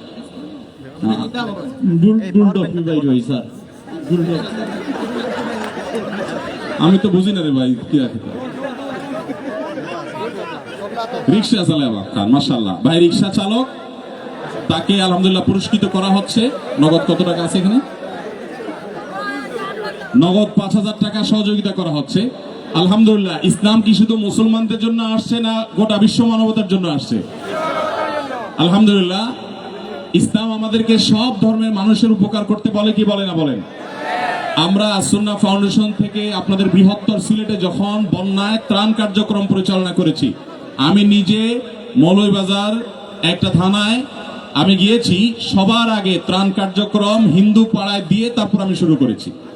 এবং আমাদের ত্রাণ কার্যক্রমের মধ্যে শেখ আব্দুর রহমান সাইফুল্লাহ ভাই ছিলেন, তিনি এসে একটা হিন্দু গ্রামকে নির্বাচন করে পুরো গ্রামের প্রত্যেকটা ঘরে ঘরে ত্রাণ পৌঁছে দিয়েছেন। আমরা ধর্ম বর্ণ নির্বিশেষে সকল মানুষ উপকার করবো ইনশাআল্লাহ। আজকে আলফালাহ ইসলামী জনকল্যাণ পরিষদ তার দৃষ্টান্ত স্থাপন করেছে, মাশাআল্লাহ। জি, আরেকটি পুরস্কার আছে এই সেম পেশায় যুক্ত, রিক্সা চালানোর সাথে যুক্ত আমাদের জনাব মোহাম্মদ তখলিস মিয়া, ওনার হাতে পুরস্কার দেওয়া হচ্ছে। তিনিও সারা জীবন রিক্সা চালিয়ে উপার্জন করেছেন, সেই কাজের সম্মান স্বরূপ তাকে নগদ 5,000 টাকা শেখের হাতে তুলে দেওয়া হচ্ছে। সবাই বলি মারহাবা। ইনশাআল্লাহ এখন আমরা প্রশ্নোত্তর পর্বে চলে যাব। আলফালাহ ইসলামী জনকল্যাণ পরিষদের পক্ষ থেকে যে পুরস্কার প্রদান করা হলো, সেই পুরস্কার আরো দীর্ঘব্যাপী হোক। আমরা এখন সংক্ষিপ্ত কথা শুনবো 1 মিনিটে মাওলানা আবু বকর সাহেবের কাছ থেকে। জি, আলহামদুলিল্লাহ, আমরা তো আজকে শায়েখের কাছ থেকে গুরুত্বপূর্ণ বয়ান শুনলাম। এখন সবচেয়ে বেশি শায়েখের যে আকর্ষণীয় বিষয় প্রশ্ন উত্তরের পর্ব আমরা এখনই শুনবো ইনশাআল্লাহ। আপনাদের কাছ থেকে শুধু 1টা মিনিট আমি চেয়ে নিচ্ছি, সেটা হলো যে আমাদের আলফালাহ ইসলামী জনকল্যাণ পরিষদের যে সমস্ত ভাইয়েরা প্রতিষ্ঠা করেছিলেন, তাদের মধ্য থেকে আমাদের সম্মানিত সাধারণ সম্পাদক জনাব নাজমুল ইসলাম, তিনি আজ থেকে প্রায় 7 থেকে 8 মাস আগে স্থায়ীভাবে যুক্তরাজ্যে তিনি চলে গেছেন। আবার এই প্রোগ্রামের উদ্দেশ্যে সামনে রেখে তিনি লন্ডন থেকে এখন এসেছেন। আমরা চাই আপনাদের কাছ থেকে যে এই আশাটা চাই যে যদি আপনারা নাজমুল ইসলামকে যদি চান, যে পরিমাণ মেহনত করেছেন, আগামীতে যদি এইরকম চান যে তার কাছ থেকে মেহনত, তাহলে কি আপনারা আমাদের এই ডাকে আগামীতে আসবেন ইনশাআল্লাহ? আমরাও চাই যে শায়েখ যদি আমাকে সময় দেন আমাদেরকে, আমরাও ইনশাআল্লাহ শায়েখের ইচ্ছা অনুযায়ী যেভাবে বলবেন সেইভাবে আমরা ইনশাআল্লাহ মাহফিলের আয়োজন করব। আর যেহেতু নাজমুল ইসলাম ভাই স্থায়ীভাবে চলে গেছেন, আমরা তার কাছ থেকে যদি একটা মিনিটের ভিতরে যদি অনুভূতিটা শুনে নেই, এরপরে শায়েখটা প্রশ্ন দিয়ে উত্তর দিয়ে দিবেন ইনশাআল্লাহ। জাযাকাল্লাহ। আসসালামু আলাইকুম রহমতুল্লাহ। শায়েখের সামনে আবার কথা বলাটা বিয়াদবি হবে, তো সংক্ষিপ্ত বলতেছি যে আপনাদের উপস্থিতি এখানে আমাদেরকে অনুপ্রাণিত করছে। জাযাকাল্লাহ, আপনারা অনেক কষ্ট করছেন এবং শায়েখের কাছ থেকে যে আমরা যেগুলা জানছি শিখছি এগুলো আমল করার চেষ্টা করতাম। জাযাকাল্লাহ খাইর। জাযাকুমুল্লাহ আহসানাল জাযা। জি ভাই, কোনো ভূমিকা ছাড়া আমরা শুরু করি না। জি, খুব অল্প সময়ের মধ্যে আমরা অনেকগুলো প্রশ্ন আছে যে কি যত বেশি সম্ভব আপনারা বসুন, মেহরবানি করে বসুন। আমরা যদি বসে না যাই পেছনে মানুষ দেখতে পাচ্ছে না, অনুগ্রহ করে সবাই বসে যান। বসলে আগের মতো প্রোগ্রামটা অনেক সুন্দর দেখাবে। ভলান্টিয়ার ভাইরা মেহরবানি করে সবাইকে বসায় দেন। আমরা খুব সংক্ষিপ্ত সর্বোচ্চ 25 থেকে 30 মিনিটের মধ্যে দেখি প্রশ্নোত্তর সেশনটা শেষ করা যায় কিনা। কিন্তু আপনার সহযোগিতা দরকার। বসে যান, সবাই বসে যান। জাযাকুমুল্লাহ খাইর। আমি আজকে সিলেট থেকে যাচ্ছি না ইনশাআল্লাহ, প্রয়োজনে সারা রাত থাকবো। আপনারা বসেন, একটু বসেন, অস্থির হবেন না মেহরবানি করে। বিসমিল্লাহির রহমানির রহিম। প্রথম প্রশ্ন, বর্তমান সময়ে বিবাহের ক্ষেত্রে জন্ম নিবন্ধন, জাতীয় পরিচয় পত্র বাধ্যতামূলক। সরকার নির্ধারিত মেয়েদের বয়স 18 বছর, কিন্তু দেখা যায় অনেক মেয়েদের বয়স 18 বছর পূর্ণ না হওয়ায় বিবাহের সময় 18 বছর লিখে বিবাহ দিতে হচ্ছে। প্রশ্ন হচ্ছে, মিথ্যার আশ্রয় নিয়ে বিবাহ সম্পন্ন করা কতটুকু শরীয়ত সম্মত? দেখুন, মিথ্যা সর্বাবস্থায় হারাম। ইসলামে মিথ্যাকে কোনো অবস্থাতে হালাল করে নাই, জায়েজ করে নাই। কোনো অজুহাতে মিথ্যা বলা যাবে না। আমাদের সর্বদা সত্য কথা বলতে হবে। সত্য কথা বলে আমার যা হয় হোক, কিন্তু আমাকে সত্যের উপরে থাকতে হবে। জেনে শুনে ঠান্ডা মাথায় কোনো মুসলমান মিথ্যা বলতে পারে না। আমাদের দেশে বেশিরভাগ মানুষের জন্ম সনদ ঠান্ডা মাথায় কোনো প্রয়োজন ছাড়া, বাধ্য হওয়া ছাড়াই আমরা জন্ম সনদে জন্ম তারিখ ভুল লিখি, পাসপোর্টে ভুল তারিখ দেই। এই জন্য আমি বলি, বাংলাদেশের মানুষের বেশিরভাগ মানুষের জন্মের তারিখের ঠিক নাই। জন্মের ঠিক নাই বলি নাই, কিন্তু জন্মের তারিখের ঠিক নাই। আবার বলেন না যে জন্মের তারিখের ঠিক নাই, বলছি জন্মের তারিখের ঠিক নাই। বেশিরভাগ মানুষের জন্ম তারিখ মা বাবা, এমনকি স্কুলের শিক্ষকরা যারা সন্তানকে আদর্শ শিখাবেন, তারা জেনে শুনে ইচ্ছাকৃতভাবে তারিখটা একটু বাড়িয়ে লেখেন না কমায় লেখেন, যখন যেটা প্রয়োজন হয়, যাতে একটু বেশি দিন চাকরি করতে পারে, সেভাবে সুবিধা যেন পায়। জন্ম তারিখটা ওইভাবে আমরা অনেকে লিখি। আছে না নাই আমাদের দেশে? যারা মা বাবা আছেন বা যারা ভবিষ্যতে মা বাবা হবেন ইনশাআল্লাহ, মনে রাখবেন, আপনার শিশুর জীবনের প্রথম বিসমিল্লাতেই আপনি একটা মিথ্যা দিয়া তাকে দাঁড় করায় দিলেন। এই সন্তান থেকে আপনি কি আশা করতে পারেন?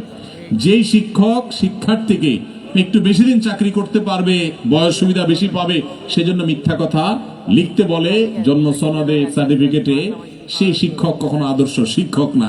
সে মা বাবা কখনো আদর্শ মা বাবা না।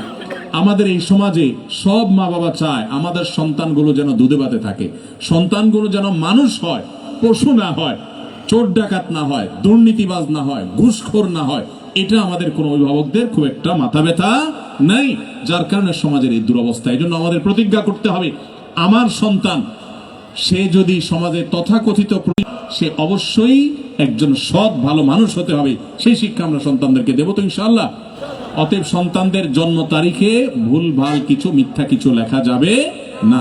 ঠিক একইভাবে বয়স কমায় লেখা, বেশি লেখা, অনেকে বিদেশে যাওয়ার জন্য পাসপোর্টে বয়স কম বেশি করে লেখেন, এগুলো পরিষ্কার ভাবে হারাম। এই হারাম কাজ কখনো করবেন না। আপনি হারামের উপরে দাঁড়ায় রাখবেন পুরো ইনকামটা, পুরো জীবনটা, এটা কখনো সঠিক কাজ হতে পারে না। আমার অফিস থেকে আমাকে গাড়ি ভাড়া এবং পথ খরচ দেওয়া হয়। কথা হলো, আমাকে যদি অন্য কেউ গাড়ি ভাড়া কিংবা খানা পিনার টাকা দিয়ে দেয় এবং আমি এই টাকাগুলো পকেটে নিয়ে নেই, তাহলে জায়েজ হবে কিনা? আপনি সরকারি কিংবা বেসরকারি কোনো জায়গায় চাকরি করেন, আপনাকে পথ খরচ বাবদ বা পথের খাবার দাবার বাবদ যদি কোনো বিল দেয়া হয়, দেখতে হবে সেটা থোক কোনো বরাদ্দ কিনা। যদি থোক বরাদ্দ থাকে যে আপনার জন্য এই টাকা ফিক্সড, আপনি এটার কোনো ভাউচার জমা দিতে হবে না, কোনো ভাউচার বিল দিতে হবে না, আপনার জন্য এই টাকা দেয়া হয়েছে, এর থেকে কম খরচ করলেও পুরাটা আপনার, আর বেশি খরচ করলেও বাকিটা আপনার গাড় থেকে যাবে।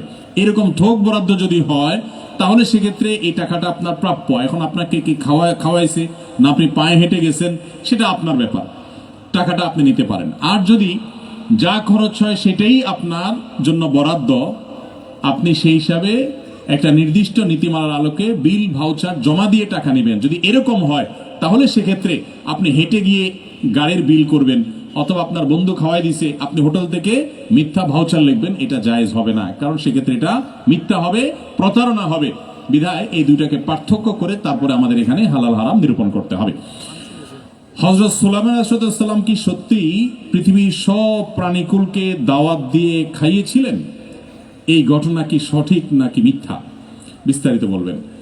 আমাদের দেশে এই ঘটনা বেশ অনেক বেশি পরিচিত এবং বহুল প্রচলিত।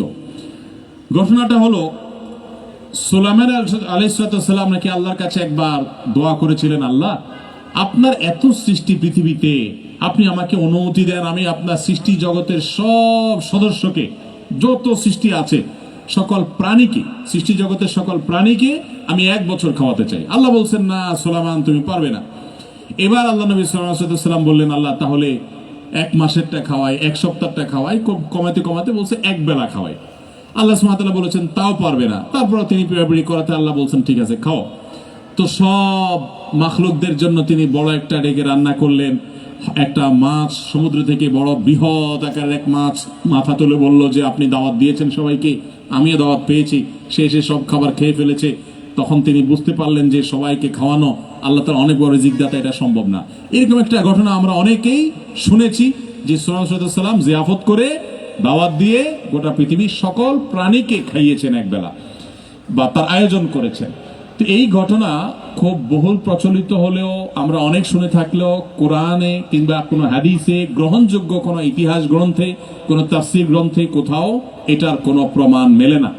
অতএব এটা একটা ভিত্তিহীন এবং মন গড়া ঘটনা, এটার কোনো সত্যতা প্রমাণিত নয়। বরং এই ঘটনার বিবরণের দিকে তাকালে বোঝা যায় যে এটা ভিত্তিহীন। এ বিষয়ে কাতার ভিত্তিক ইসলামিক ফতোয়ার ওয়েবসাইট ইসলাম ওয়েবে আছে, আমাদের মাসিক আল কাউসার বিষয়ে প্রশ্নোত্তর আছে, আর অনেক উলামায়ে কেরামের গবেষণা আছে। সবগুলো খোলাসা একটাই, যেটা ভিত্তিহীন কথা। সুলাইমান আলাইহিস সালাম একবেলা দাওয়াত দিয়ে সকল প্রাণীকুলকে খাইয়েছেন, এমন কোনো কথা সঠিক নয়। প্রথমত এরকম উদ্ভট তামান্না, এরকম উদ্ভট চাহিদা কোন নবী আল্লাহর কাছে পেশ করতে পারেন না। নবীরা আল্লাহর শান ভালো করে জানেন, আল্লাহর কাছে কি চাওয়া যায় আর কি চাওয়া যায় না।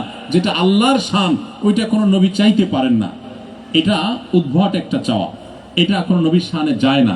প্রথমত এটা প্রমাণিত না, এর বাইরে এটা একটা বিষয়। আরেকটা বিষয় হলো যে সব প্রাণী তো পাতিলে বা ডেকে রান্না করা খাবার খায় না। অতএব এইখান থেকে বোঝা যায় যে এটা বানোয়াট এবং ভিত্তিহীন ঘটনা বা গল্প, এর কোনো সত্যতা প্রমাণিত নয়। প্রত্যেক ফরজ নামাজের পর কি হাত তুলে দোয়া করা বাধ্যতামূলক বা জরুরি? প্রত্যেক ফরজ নামাজের পর প্রিয় নবী সাল্লাল্লাহু আলাইহি সাল্লাম অনেকগুলো দোয়া পড়েছেন, অনেকগুলো জিকির করেছেন, সেগুলো পড়াটা সুন্নাহ। সালাম ফেরানোর পর ইমামের সাথে মুক্তাদির যে জামাতে সালাতের আয়োজন, সেটা পরিসমাপ্তি ঘটে যায় সালামের মাধ্যমে। নবী সাল্লাল্লাহু আলাইহি সাল্লাম পরিষ্কারভাবে বলেছেন, তাহরিমুহা তাকবীর ওয়া তাহলিলুহা আত-তাসলিম। নামাজের শুরু হয় আল্লাহু আকবার দিয়া, আর শেষ হয় কি দিয়া? আসসালামু আলাইকুম ওয়া রাহমাতুল্লাহ দিয়া নামাজ শেষ। এরপর আর নামাজের কোনো অনুষঙ্গ আর বাদ থাকে না। নবী সাল্লাল্লাহু আলাইহি সাল্লাম যেটা করতেন, এরপরে আল্লাহু আকবার, আস্তাগফিরুল্লাহ 3 বার, আল্লাহুম্মা আনতাস সালাম ওয়া মিনকাস সালাম, আল্লাহুম্মা ইন্নী আলা যিকরিক, আয়াতুল কুরসি, 3 কুল একবার, অনেক দোয়া দরুদ পড়তেন। এগুলো পড়া সুন্নাত। যদি কেউ নামাজের পরে আল্লাহর কাছে দোয়া করতে চায় সেটাও তিনি করতে পারেন, কারণ নামাজের পরে ৫ ওয়াক্ত নামাজের পরে দোয়া কবুল হয়। কিন্তু নামাজের পরে ইমাম মুক্তাদিরা সবাই মিলে একসাথে হাত তুলতে হবে, এটা নামাজের অংশ যদি বানিয়ে নেয় কেউ, বাধ্যতামূলক যদি কেউ মনে করে, ইমাম না করলে যদি চাকরি যায়, তাহলে সেক্ষেত্রে এটা বেদাতে পর্যবসিত হতে পারে। কথা কি বুঝাতে পারছি? বিধায় সুন্নাতটা আমাদের দেশে মানুষ জানে না। শতকরা 5% মুসল্লি মসজিদে আমাদের দেশের জানে না যে ৫ ওয়াক্ত নামাজের পরে প্রিয় নবী সাল্লাল্লাহু আলাইহি সাল্লাম কি কি দোয়া, কি কি জিকির করতেন। আমি যদি এখন অডিয়েন্সকে জিজ্ঞাসা করি যে ৫ ওয়াক্ত নামাজের পর নবী সাল্লাল্লাহু আলাইহি সাল্লাম কোন কোন দোয়া জিকির করতেন, এটা সবগুলো বলতে পারবেন। মুখস্থ কয়জনে আছেন? আপনারা হাত তোলেন তো দেখি কাদের কাদের মুখস্থ আছে। ৫ ওয়াক্ত নামাজের পর নবী সাল্লাল্লাহু আলাইহি সাল্লাম যে দোয়া জিকিরগুলো পড়তেন সেগুলো কি কি? সবগুলো মুখস্থ আছে এরকম? সবগুলো বলতে আছেই ৭-৮টা মুখস্থ আছে। যাদের হাত তোলেন দেখি, দেখেন মাত্র 1-2টা হাত উঠছে। সুন্নাতটা আমাদের চর্চা নাই, জানাশোনা নাই। আমরা সুন্নার ব্যাপক প্রচলন দেব ইনশাআল্লাহ। আল্লাহ তৌফিক দান করুক, করবেন তো ইনশাআল্লাহ। এরপর প্রশ্ন হলো, শুক্রবারে জুমার নামাজের পূর্বে দীর্ঘ বয়ান করে নামাজ এবং খুতবা সংক্ষিপ্ত করা কতটুকু সুন্নাহ অনুযায়ী? দেখুন, অনেক ইমাম সাহেব এই ভুলটা করেন যে বক্তব্য ঠিক মতো দিচ্ছেন, ঠান্ডা মাথায় দিচ্ছেন, কিন্তু নামাজটা তাড়াহুড়া করে পড়াচ্ছেন, খুতবাটা হুলস্থুল করে দিয়ে দিচ্ছেন। যেটা জুমার মূল জিনিস সেটাকে হুলস্থুল করে দেওয়া যাবে না, বরং সেটাকে ধীরস্থিরতার সাথে সুন্দরভাবে দিতে হবে। আমি একটি ইউনিয়নের দায়িত্বে রয়েছি, আমার কাছে টিআর কাবিলা এরকম প্রজেক্ট আসে। আমার কথা হলো, এ সকল প্রজেক্ট থেকে কি মসজিদ, স্কুল, মাদ্রাসা দান করা জায়েজ হবে কিনা জানালে উপকৃত হব। আপনি কোন ইউনিয়নের চেয়ারম্যান হয়ে থাকলে আপনার প্রশ্নের উত্তর হলো, বা যেই হন না কেন, আপনার প্রশ্নের উত্তর হলো যে সরকার আপনাকে যে সমস্ত চাল বা এই জাতীয় বিভিন্ন রকমের অনুদান দিয়ে থাকে জনগণের জন্য, বা বিভিন্ন বাজেট বরাদ্দ দিয়ে থাকে জনগণের জন্য, এগুলো যদি দেওয়া হয় গরিব মানুষকে দেওয়ার জন্য, সেটা আপনি মসজিদ বা মাদ্রাসায় দিলে সওয়াব হবে না, বরং গুনাহ হবে। কারণ মসজিদ বা মাদ্রাসা দেওয়ার জন্য আপনাকে দেয় নাই, যিনি দিয়েছেন তিনি যে জন্য দিয়েছেন আপনাকে সেই কাজেই ব্যবহার করতে হবে। ইসলামী ফিকহের একটা মূলনীতি হলো নসসুল ওয়াকিফে কানাসসিশ শারিয়া, যিনি দাতা, যিনি আপনাকে টাকা পয়সা দিয়েছেন, তিনি যেটার জন্য দিয়েছেন আপনাকে সেখানে খরচ করতে হবে। একজনে টাকা দিয়েছেন আপনাকে মসজিদ বানানোর জন্য, আপনি সে টাকা দিয়ে হজ করে আসলেন, সওয়াব হবে না গুনাহ হবে? গুনাহ হবে, কারণ আপনাকে এই জন্য উনি দেন নাই। অতএব জনগণের মধ্যে গরিব মানুষদেরকে দেওয়ার জন্য ক্রাইটেরিয়া ঠিক করে দিয়ে থাকলে সেটা অনুযায়ী দিতে হবে, অন্য জায়গায় দিলে হবে না। অনেকে তো আমরা আছি যে আমরা এটাকে তসরুফ করি, বিশেষ করে জনপ্রতিনিধি যারা আছেন, যারা মন্ত্রী এমপি আছেন, যারা চেয়ারম্যান আছেন, বিভিন্ন পর্যায়ের সচিব মহোদয় আছেন, অনেক পদস্থ কর্মকর্তা প্রশাসনের ব্যক্তিবর্গ আছেন, তাদের অনেকে একটা অন্যায় কাজ করেন, সেই অন্যায় কাজকে তিনি নিজেও অন্যায় হিসাবে জানেন না। আমার বিশ্বাস অনেকে জানেনই না এটা অন্যায়। সে অন্যায় কাজটা হলো, প্রত্যেকে রাষ্ট্রীয় বরাদ্দ থেকে বা সরকারি বরাদ্দ থেকে, যেটা গোটা দেশের জন্য, ধরা যাক একজন সচিব তো কোনো এলাকার সচিব হয় না, একটা মন্ত্রণালয়ের বা একটা ডিপার্টমেন্টের দায়িত্ব থাকলে গোটা দেশের ওই ডিপার্টমেন্টের দায়িত্বশীল তিনি, ঠিক কিনা বলেন? একজন মন্ত্রী তো কোনো এলাকার জন্য, যদি এলাকার বিশেষ দায়িত্ব থাকে, কিন্তু উনি গোটা দেশের ওই ডিপার্টমেন্টের মন্ত্রী। এখন কেউ কোন এলাকার জন্য যদি দায়িত্বশীল হয়ে থাকেন, যে একজন মেম্বার, একজন চেয়ারম্যান তার এলাকার, অতীত তাকে বরাদ্দ তিনি এলাকাতেই কাজ করবেন, সেটা ঠিক আছে। কিন্তু আপনি আপনার ক্ষমতা ব্যবহার করে অন্য জেনারেল ফান্ডকে আপনার এলাকাতে শুধু খরচ করলেন, আপনি এক ধরনের অন্যায় করেছেন। আপনি অন্য এলাকায় কাজ করেন নাই, শুধু এক এলাকায় কাজ করেছেন। কারণ এটা হলো আপনার দায়িত্বকে যথাযথভাবে পালন না করা। আপনাকে দায়িত্ব দেওয়া হয়েছে এটা সারা দেশের জন্য, আপনি আপনার এলাকায় শুধু করলেন, তাহলে আপনি আমানতের খেয়ানত করলেন। আমরা অনেকে সাধারণ মানুষ মনে করি যে এই লোকটা এলাকায় কাজ করছে, সে ভালো মানুষ, সন্দেহাতীতভাবে ভালো মানুষ, ওই লোকের চাইতে যে পুরোটা মেরে দিয়েছে, এই লোকটা তো অন্তত এলাকায়, নিজের এলাকায় কাজ করছে। কিন্তু আমরা এটা চিন্তা করি না যে ওনার দায়িত্ব পুরো দেশের প্রত্যেকটা এলাকা। তিনি তুলনামূলক দরিদ্র বা বিভিন্ন ক্রাইটেরিয়া ঠিক করে করতে পারেন, কিন্তু নিজের এলাকাকে স্বজনপ্রীতি করে উন্নয়ন করলেন। এই উন্নয়ন করে সওয়াবের পরিবর্তে কখনো কখনো যদি এটা পার্সিয়ালিটি করে থাকেন, তাহলে গুনাহ হতে পারে। এটা স্বজনপ্রীতির একটা ধরন, যেটাকে আমরা অপরাধ মনে করি না। এটা আমরা অনেক ভালো মানুষ, সরকারি বা আপনার বিভিন্ন পদস্থ কর্মকর্তা হওয়া ছাড়াও সাধারণ মানুষ আমরা অনেক অন্যায় করি। যেমন আমার কথা আমি বলি, আমি আস-সুন্নাহ ফাউন্ডেশনের দায়িত্বশীল হিসাবে আমি বা আমাদের আরো যারা আছে, আমাদের নিজেদের গ্রামে বা আমাদের এলাকাতে আস-সুন্নাহ ফাউন্ডেশনের কোনো ফান্ড আমরা এলাকা হিসাবে কখনো বরাদ্দ করি না, বরং আমরা চেষ্টা করি এলাকাতে করলে নিজের পকেট থেকে টুটাফাটা কিছু করলে করতে পারা। মানুষের দানের টাকা সর্বোচ্চ গরিব যারা, সেটা উত্তরবঙ্গ, দক্ষিণবঙ্গ বা আপনাদের বৃহত্তর সিলেটের পিছিয়ে থাকা বিভিন্ন এলাকাতে আমরা করি। আমরা চেষ্টা করি প্রায়োরিটি ঠিক করার। আলহামদুলিল্লাহ, আস-সুন্নাহ ফাউন্ডেশনের টাকা আমাদের নিজের এলাকাতে আমরা ওই যে পরের দনে পোদ্দারি একটা কথা আছে না বাংলা, ওই কাজটা আমরা করি না। কারণ এটা আমার এলাকার উন্নয়নের জন্য আমাকে দেওয়া হয় নাই। হ্যাঁ, আমার এলাকার মানুষ যদি ক্রাইটেরিয়া পড়ে যায় তারাও পাবে, কিন্তু তাদেরকে আলাদা করে দেওয়া এটা স্বজনপ্রীতি। এই অপরাধটা আমরা অনেকে বুঝি না। বিধায় আপনি একজন জনপ্রতিনিধি হিসাবে এটা আপনাকে আল্লাহর ভয় মাথায় রেখে করতে হবে। আমাদের সিলেটে বর্তমানে অনেক মেয়ে ছেলে IELTS করছে, তাদের ইচ্ছা লন্ডন যাওয়া, তাই তারা ভুয়া ম্যারেজ অনুষ্ঠান করে স্বামী স্ত্রী সেজে কবুল বলে কাবিননামায় দস্তখত করে ভিডিও তৈরি করে তা কতটুকু সঠিক আসরের দৃষ্টিতে এরকম অনুষ্ঠান বিধান কি? এটা সিলেটের মানুষের সবচেয়ে জনপ্রিয় গুনাহ। গোটা বাংলাদেশের মানুষ অন্য এলাকায় এত 2 নম্বর বিয়ে হয় না যত 2 নম্বর বিয়ে সিলেট এলাকায় হয়। আপনারা সিলেটের মানুষ রাগ করবেন না, সিলেটের মানুষকে আমি অনেক বেশি ভালোবাসি 2 কারণে। এক হলো আমি সিলেটের প্রত্যন্ত অঞ্চলে বিভিন্ন কাজে, ফাউন্ডেশনের সেবার কাজে প্রত্যন্ত অঞ্চলে গিয়েছি, আর দেশে বিদেশে সিলেটি মানুষ যে জায়গায় পাইছি আমি বিভিন্ন জায়গায়, আমি তাদেরকে দেখছি। সিলেটি মানুষের মধ্যে একটা গুণ হলো, সিলেট বলতে শুধু সিলেট না, সিলেট, মৌলভীবাজার, হবিগঞ্জ, পুরা বৃহত্তর সিলেটের মানুষের মধ্যে আমি দেখছি যে তারা আলেম ওলামাদেরকে অনেক ভালোবাসে। ওলামাদের প্রতি এত ভালোবাসা বাংলাদেশের অন্য কোন জেলার মানুষের মধ্যে আমি পাইনি। এটা আমার অভিজ্ঞতা, আলহামদুলিল্লাহ। আবার দ্বিতীয় কারণ হলো যে সিলেটে এত ওলামায়ে কেরাম, এত আল্লাহর নেককার বান্দা, যে এত বেশি ওলামায়ে কেরাম, এত বেশি নেককার বান্দা বর্তমানে বাংলাদেশের অন্য অনেক জেলাতে নাই।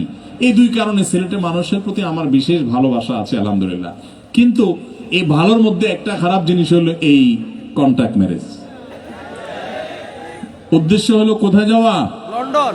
লন্ডন যাওয়া। ও ভাই, লন্ডন যাইবার জন্য যদি আপনি কন্ট্রাক্ট ম্যারেজ করেন, লন্ডন যাইতে পারেন আর না পারেন জাহান্নামে যাওয়া নিশ্চিত। কেন জাহান্নামে যাওয়া নিশ্চিত? কারণ কন্ট্রাক্ট ম্যারেজ প্রথমত একটা ভুয়া জিনিস, এটা একটা মিথ্যা এবং প্রতারণা।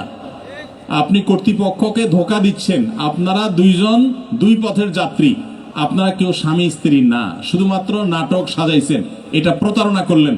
আর নবী সাল্লাল্লাহু আলাইহি ওয়াসাল্লাম বলেছেন, মান গাশশা ফালাইসা মিন্না, যে ব্যক্তি প্রতারণা করে, ধোঁকা দেয়, 2 নম্বরই করে, বাটপারি করে, সে আমার উম্মত না। তাহলে একটা গুনাহ হলো, কবিরা গুনাহ হলো, এটা হারাম, প্রতারণা করলেন। আরেকটা হলো আপনি মিথ্যা কথা বললেন যে আমরা স্বামী, আমরা স্ত্রী, আসলে আপনার স্বামী স্ত্রী না, প্রতারণাও করলেন, মিথ্যাও বললেন, ডাবল গুনাহ হলো। 3 নম্বর হলো এই বিয়ে যদি শুধুমাত্র কাবিননামা দস্তখত করেন আর একজন আরেকজনকে বলেন আমরা স্বামী স্ত্রী, এর মাধ্যমে শরীয়ী বিয়ে হবে না। তাহলে কি হবে? এটা সম্পূর্ণ ভিত্তিহীন একটা বিষয় হবে। কাবিননামাতে স্বামীর ঘরে স্বামী, স্ত্রীর ঘরে স্ত্রী স্বাক্ষর করছেন, জাস্ট এটুকু করছেন, আর কাবিননামার অনুবাদ করে নিয়ে আসছেন, বিয়ে সংগঠিত হবে না। বিয়ে সংগঠিত হওয়ার জন্য এক পক্ষ বলতে হবে প্রস্তাব দিলাম, অপর পক্ষ বলতে হবে কবুল করলাম। 2 জন সাক্ষীর উপস্থিতিতে প্রস্তাব এবং কবুল শোনা যাইতে হবে, তাহলে বিয়ে হবে। এখন যদি সেটা দুষ্টমি করে বা কন্ট্রাক্ট ম্যারেজে এরকম বলেন আর কবুল করেন, তাহলে বিয়ে সত্যি হয়ে যাবে। এবার ওই মহিলা, ওই বেটি যদি আরেক জায়গায় বিয়ে বসে, তাহলে ওই বিয়ে হবে না, কারণ তার প্রথম জায়গায় কি হয়ে গেছে? বিয়ে অলরেডি হয়ে গেছে। নবী সাল্লাল্লাহু আলাইহি ওয়াসাল্লাম বলেছেন, সালাতুন জিদ্দুহুন্না জিদ্দুন ওয়া হাজলুহুন্না জিদ্দুন, 3টা কাজ মজা করে করলে আর ওই 2 নম্বরই করলে যা হবে, সিরিয়াসলি করলে তা হবে। তার মধ্যে একটা হলো বিয়ে। আপনি তো টেরি পান না যে বিয়ে কখন হয়ে বসে আছে। এই জন্য কন্ট্রাক্ট ম্যারেজ যদি আপনি শুধু কাবিননামা স্বাক্ষর করেন, তো বিয়ে হয় না। স্বামী স্ত্রীর মতো করে 2 জন বিদেশ যাচ্ছেন, একসাথে থাকতেছেন, অনেকে পরিচয় দিচ্ছেন, এগুলো সব গুনাহ হচ্ছে, জেনা হচ্ছে, মিথ্যা হচ্ছে, প্রতারণা হচ্ছে। মুসলমানের লজ্জা হওয়া উচিত, একটু হালুয়া রুটি ভালো খাওয়ার জন্য একটা মিথ্যার উপরে সে নিজেকে দাঁড় করাতে পারে না। ইমানি শক্তি নাই, দুর্বল হয়ে গেছে। আপনি লন্ডন যান উপার্জন করার জন্য, পড়াশোনা করার জন্য, বৈধ পন্থায়, আপনি হারাম এবং মিথ্যার উপরে দাঁড় করিয়ে প্রতারণা করে আপনি সেখানে যেতে পারেন না। আল্লাহ তাআলা আমাদেরকে ইমানি শক্তি দান করুন, যাতে আমরা সামান্য একটু লোভে পড়ে আমাদের ইমান বিক্রি করে না দেই। আমাদের বেশিরভাগ মানুষ আমাদের সামান্য একটু লোভ পাইলে আমরা ইমান বিক্রি করে দেই। এজন্য সিলেটের ভাইয়েরা, আল্লাহর ওয়াস্তে জীবন চলে যাবে এই ভুল পথে, হারামের পথে পা বাড়াবো না ইনশাআল্লাহ। ঠিক আছে তো? যুবকরা, মা বাপ, চাচা চাচি অনেকে ফুসলাবে, আরে লন্ডন চলো, লন্ডন গেলে তুমি লাল নীল দেখতে পারবা। বলবেন একটু হালুয়া রুটি খাইলাম, ভালো থাকলাম, বুঝলাম, এরপরে স্থায়ীভাবে জাহান্নাম যে বরাদ্দ হয়ে যাবে তার কি হবে? অতএব আমরা বেঁচে থাকবো তো ইনশাআল্লাহ। এই কন্ট্রাক্ট ম্যারেজ সিলেটের বহুল জনপ্রিয় গুনাহের কাজ। আল্লাহ তাআলা আমাদেরকে এটা থেকে বেঁচে থাকার তৌফিক দান করুন। কিয়ামতের আগে সবকিছু ধ্বংস হয়ে যাবে, হাসরের ময়দানে সূর্য মাথার উপরে থাকবে। প্রশ্ন হলো, সূর্য কি নতুন করে সৃষ্টি করা হবে নাকি আগে সূর্য থাকবে? আর কিয়ামতের ময়দানে কি আরাফাতের ময়দান হবে? কিয়ামতের ময়দান আরাফাতের ময়দান হবে কিনা? আর সূর্য এটাই থাকবে না আরেকটা তৈরি হবে? ভাই, আরেকটা তৈরি হবে না, এটা তৈরি হবে, এটা কি আপনার টেনশনের বিষয়? আপনার চিন্তা হওয়া উচিত সূর্য মাথার উপরে থাকলে আমার অবস্থা কি হবে। আপনি সেই প্রশ্ন সেই চিন্তা না করে বলতেছেন আচ্ছা এটা থাকবে নাকি আরেকটা থাকবে। এটা ব্যাপারটা হয়ে গেল আপনাকে ফাঁসি দেয়া হবে, আপনি দড়িটা দেখে বলতেছেন ভাই এটা দেশি না বিদেশি। প্রশ্নটা ওই টাইপের হয়ে গেছে। আমি প্রশ্নকর্তার প্রতি শ্রদ্ধা রেখেই বলছি, প্রশ্ন আমাদের প্রয়োজনীয় প্রশ্ন করতে হবে। বাহ্যিকভাবে কোরআন হাদিসের কোন বর্ণনা থেকে বোঝা যায় না যে ভিন্ন কোন সূর্য থাকবে, এটাই থাকবে সেটাই বাহ্যিকভাবে বোঝা যায়। তবে এটুকু বোঝা যায় রে ভাই, এই সূর্য মাথা এত কাছাকাছি থাকবে, 1 মিলের দূরত্ব থাকবে। এই মিল এটা বলতে 1 মাইল হতে পারে ও আরো কয়েকটা মিনিং হতে পারে, মানে খুব কাছাকাছি থাকবে। এত কাছাকাছি থাকবে যে মানুষের শরীর এটা থেকে বৃষ্টি থেকে যেরকম পানি পড়ে এরকম ঘাম বের হতে থাকবে। এত কাছাকাছি গেলে তো পুরো ছাই হয়ে যাওয়ার কথা, ছাই হবে না, পুড়ে শেষ হবে না, ভস্ম হবে না, মারা যাবে না, শুধুমাত্র ঘামে সে হাবুডুবু খেতে থাকবে, শাস্তি কষ্ট অনুভব করতে থাকবে। একটা পর্যায়ে মানুষ অসহনীয় পরিস্থিতিতে পড়ে, দুর্বিষহ পরিস্থিতি পড়ে আল্লাহকে বলবে আল্লাহ জাহান্নামে দিলে দাও, অন্তত এই পরিস্থিতি থেকে মুক্তি দাও। আল্লাহ তাআলা আমাদের সবাইকে পানাহ দান করুন। সেই ভয়াবহতম দিনে আল্লাহ তাআলার কিছু বান্দাকে আল্লাহ তাআলা আরশের নিচে ভিআইপি প্যান্ডেলে ছায়ার মধ্যে রাখবেন, এসিতে রাখবেন, সেখানকার এসি, এবং তাদের এই সূর্যের কষ্ট অনুভব হবে না। তাদের মধ্যে আবার এই 7 শ্রেণীর মধ্যে বেশিরভাগ শ্রেণী হলো যুবকদের। এক যুবক হলো ওই যুবক যেই যুবক তার যৌবনকাল ইবাদতে কাটিয়েছে, গুনাহে কাটায় নাই, যৌবনকাল থেকে ইবাদতবন্দি করেছে, বুড়াকালে ইবাদতের জন্য অপেক্ষা করে নাই, এই যুবকদেরকে আল্লাহ সেই জায়গা দিবেন। আরেক যুবক হলো সেই যুবক যেই যুবককে কোন সুন্দরী নারী হারাম রিলেশন করবার অফার করেছে, সুযোগ এসেছে, সে বলেছে ইন্নী আখাফুল্লাহ, আমি আল্লাহকে ভয় করি। আল্লাহ আমাদের যুবক ভাইদেরকে সেরকম মানুষ হওয়ার তৌফিক দান করুন। আরো 5 শ্রেণী মানুষ আছে, আমি সেদিকে যাচ্ছি না, সময় কম। তাহলে কিয়ামতের ময়দানে সূর্য মাথার কাছে আসলে পরিস্থিতি কি হবে, এটা হলো প্রশ্ন। সূর্যকে এটা থাকবে না আল্লাহ আরেকটা বানাইবেন, সেটা কোনো প্রয়োজনীয় প্রশ্ন না। তবে বাহ্যিকভাবে হাদিস কোরআন থেকে নতুন আরেক সূর্য হবে এরকম কিছু বোঝা যায় না, এটাই থাকা স্বাভাবিক। আল্লাহু আলম, আলমুল গায়েবের বিষয়। আর দ্বিতীয় প্রশ্ন হলো কিয়ামতের ময়দান, এটা কি আরাফাতের ময়দানটাই হবে কিনা, এখানেই মানুষের হাসর হবে কিনা। আমাদের দেশে এটাও বহুল প্রচলিত, আমরা অনেকে জানি যে হজ করতে গেলে আরাফাতের ময়দানে যে আমরা একত্র হই, এই জায়গাটাতেই কিয়ামত হবে, এটা আমরা অনেকে জানি না। মূলত এই জানাটা সঠিক না, এটা ভুল, এর কোনো ভিত্তি নাই।